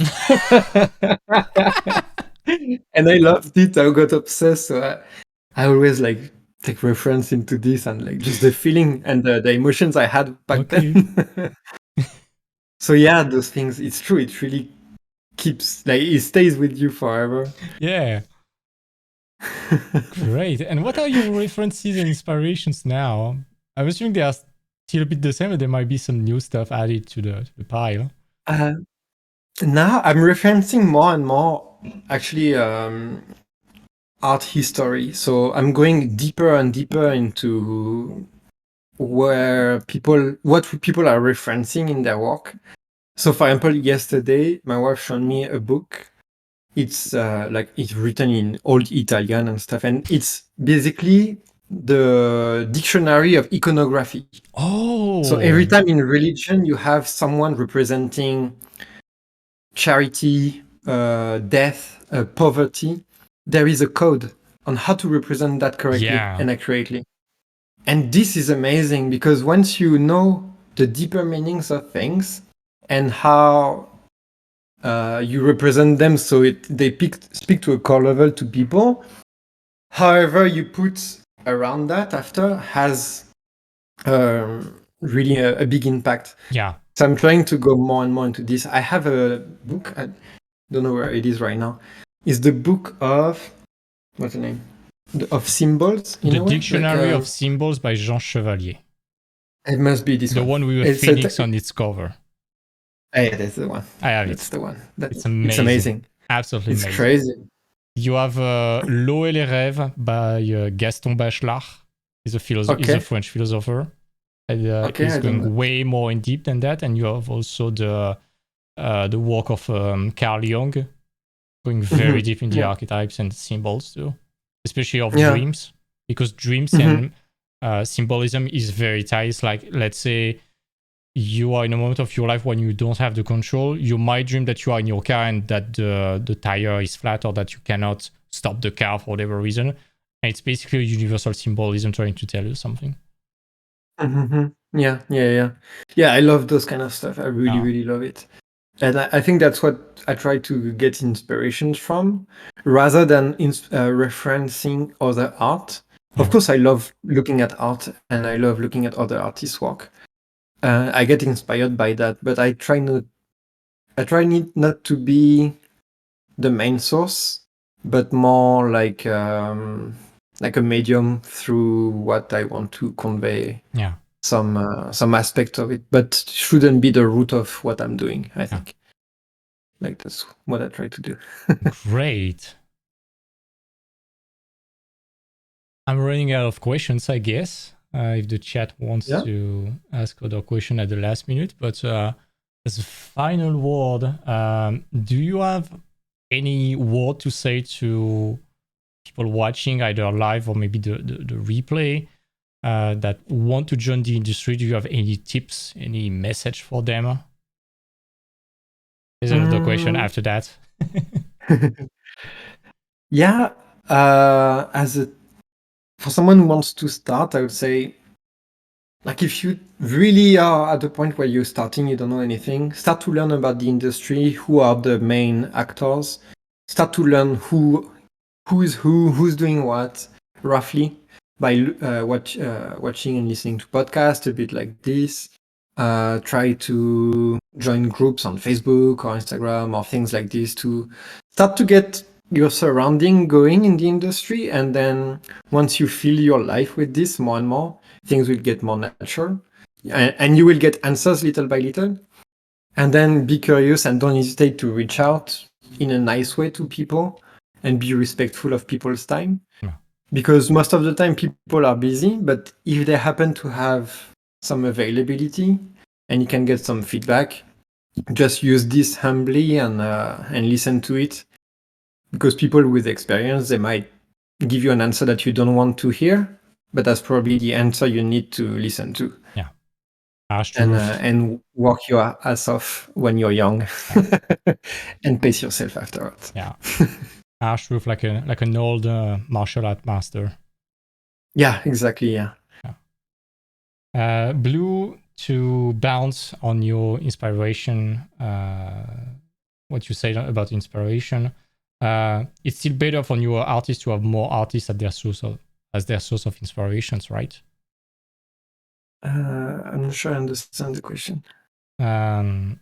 It's when you were saying that you are kind of still looking at artists but not getting that much influenced by them anymore. I was asking you about newer artists. Do you think they still have for more artists as their source of inspiration, or do they need to find their own voice, basically?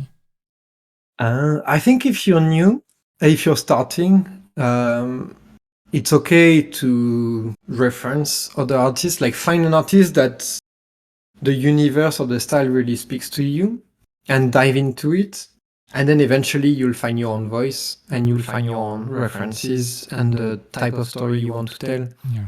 But at the beginning is completely fine, especially if you know that this artist is working on projects that you like. For example, me for a while, it was Ethan Zana I was targeting because of the type of images and what it was evoking to me.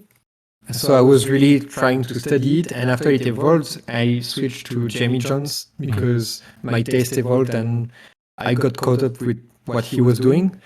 So yeah, it's completely fine, of course, to do this and study and really dive as deep as you can into them. Not do like pure copies, but try to understand where they come from and like, what their style means to them. You can like to try. You can try to retro engineer what they are doing. Yeah, it's a really good learning how way. They are doing that, and of course it's easier if they have tutorials and stuff like that. But sometimes I remember when I was studying some Chinese painters, you have zero videos, zero tutorials about it, and even if they are, it's hard to find in Western countries, and it's in Chinese, so it's impossible to understand unless you speak Mandarin. So you have just with the picture, the brushstroke, you zoom, you enhance with AI scaling, and you try to figure out what they are doing, what brushes they are using, how they're doing that. Yeah, and, it's good. And it links a bit back to when we were talking about do your research yourself, not try to find the answer written for you. Yeah. Because then it will be ingrained way more deeply in your brain and for longer. Yeah. It's also about the artists at the beginning don't get stuck into just one style at the beginning. I think you need to experiment a lot, and you need to find yourself. You, as artists, even regardless of our experience, we always resonate with some stuff, but sometimes the stuff we like to watch is not the stuff we like to do. And there's only one way to find out, is just by trying and experimenting and see what we feel connected to when doing it. Yeah, totally agree. Like for example, me, I find really appealing images with a lot of textures and well-controlled textures, but I find that my brain doesn't work great with textures, so I prefer like more cleaner way of working and then suggesting with light and shadows and shapes. So same. It's a good point. Same. I'm super bad with crazy detail stuff, so I'm just into suggesting stuff. You ask me to do something detailed and precise and to do some picture statement, I'm like, I'm not your guy, sorry. Yeah. Okay. Another question from Sweetie. What motivated you to work at Square Enix? And do you have some Square Enix favorite games or favorite games in general? What motivated me was the opportunity, mainly, because I actually it's quite a big opportunity, actually. Yeah, I love the Final Fantasy. Funny enough, I haven't played any. I only played recently the remake on PlayStation, but I know it's heresy for some people. Apparently, yeah. I've played by proxy. Like I had a friend who was really big into Final Fantasy, so I was basically watching him play. So I've seen almost the full Final Fantasy 9 or 10, but without even touching the remote. Yeah. So yeah, I love the universe. I like the aesthetic. I fell in love with the movie Advent Children also.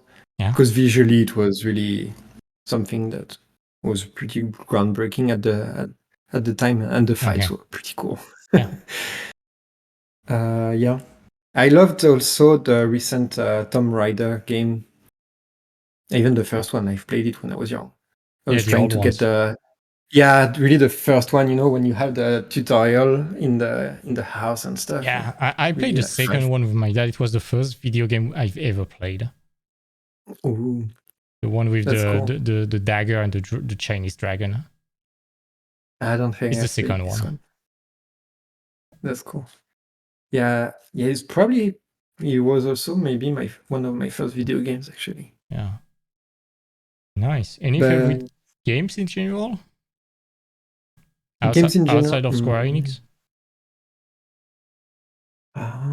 Some games I really love the God of War, the recent one, the last one. Like I was saying earlier, Hellblade. I played this game a couple of times. Yeah.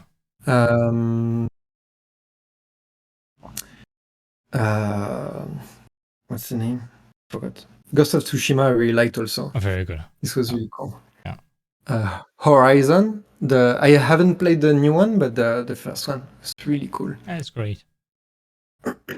Any Dark Souls games? Any what? Any Dark Souls games?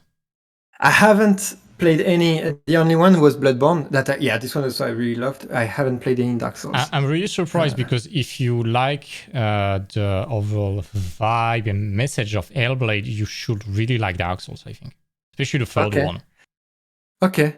Yeah, that's what people have been telling me. It's mostly because I was scared about this. I'm not such a great gamer. I'm like a okay gamer. I die enough. If you manage to beat Bloodborne, it should be okay, I think. Okay, then should be fine. Maybe a bit frustrating at some point or a bit hard, but it should be okay. Yeah, I'm stubborn enough to continue, so I guess it's fine. I want to play the Elden Ring. Everyone is like, it's the best game ever. I'm keeping myself away from every spoiler because I don't have the time to play it. I'm going to play it in May with someone. I'm just waiting for May to come to play it. But I've been avoiding spoilers everywhere, installing blockers on YouTube and Twitch. Yeah, it's tricky. But I want to play amazing. Yeah, me too. I started The Witcher 3 because people were telling me for so long, and I'm scared of long games because I get obsessed when I get deep enough into the story, and then I can think of other things than playing the game. So I started, but I'm keeping a distance with it. I've played the third one. For whatever reason, I preferred the second one that was not open world and was much more controlled, but it's probably just because the narrative is much more controlled. And the pacing is way faster. The third one is great. I see. Nice. So now I don't have any more questions. And we are almost 2 hours and a half of interview, I think. Not bad. It's not that bad. Not bad, yeah. Any final word? I don't think so. If people want to, I'm always happy to help or discuss. If people want to reach out, I'll do it at the pace I can reply, but I'll be happy to help if people have any questions. Great. So just before we end, I just want to thank you, Quentin, so much for accepting joining us. It was such a great interview. Hope you enjoyed it, by the way. Yeah, thank you for the invite. It's really cool. No First problem. to catch up after 4 years. It's so great. It's so great. And thank you guys for watching. Thank you, Eddie, for the Prime. Thank you so much. Thank you to everyone who followed the stream. Bjorn Yuri, Emmanuel, Blue Art, Kenpachi Wolfbane, and Polymus Ayo. Thank you. Yeah, see you next time. I'm having some other heavy hitters, and if you are an artist in the industry and you would be interested in doing some interviews, feel free to reach out. Bjorn, you should. I want to have you on an interview, please. I know that we don't really know each other personally, but I would love to meet you, and I have such a great image of you remembering you at Industry Workshop. I would love to have you. It would be so great. Bjorn has so much wisdom. Yeah, so. Bjorn, yes, sure thing. Yeah. I'm pretty sure Bjorn during an interview, it's just, okay, man, just talk. We are listening to you. Such a wise person. Anyways, thank you so much for coming, guys. See you next time. Take care. Yeah. See you.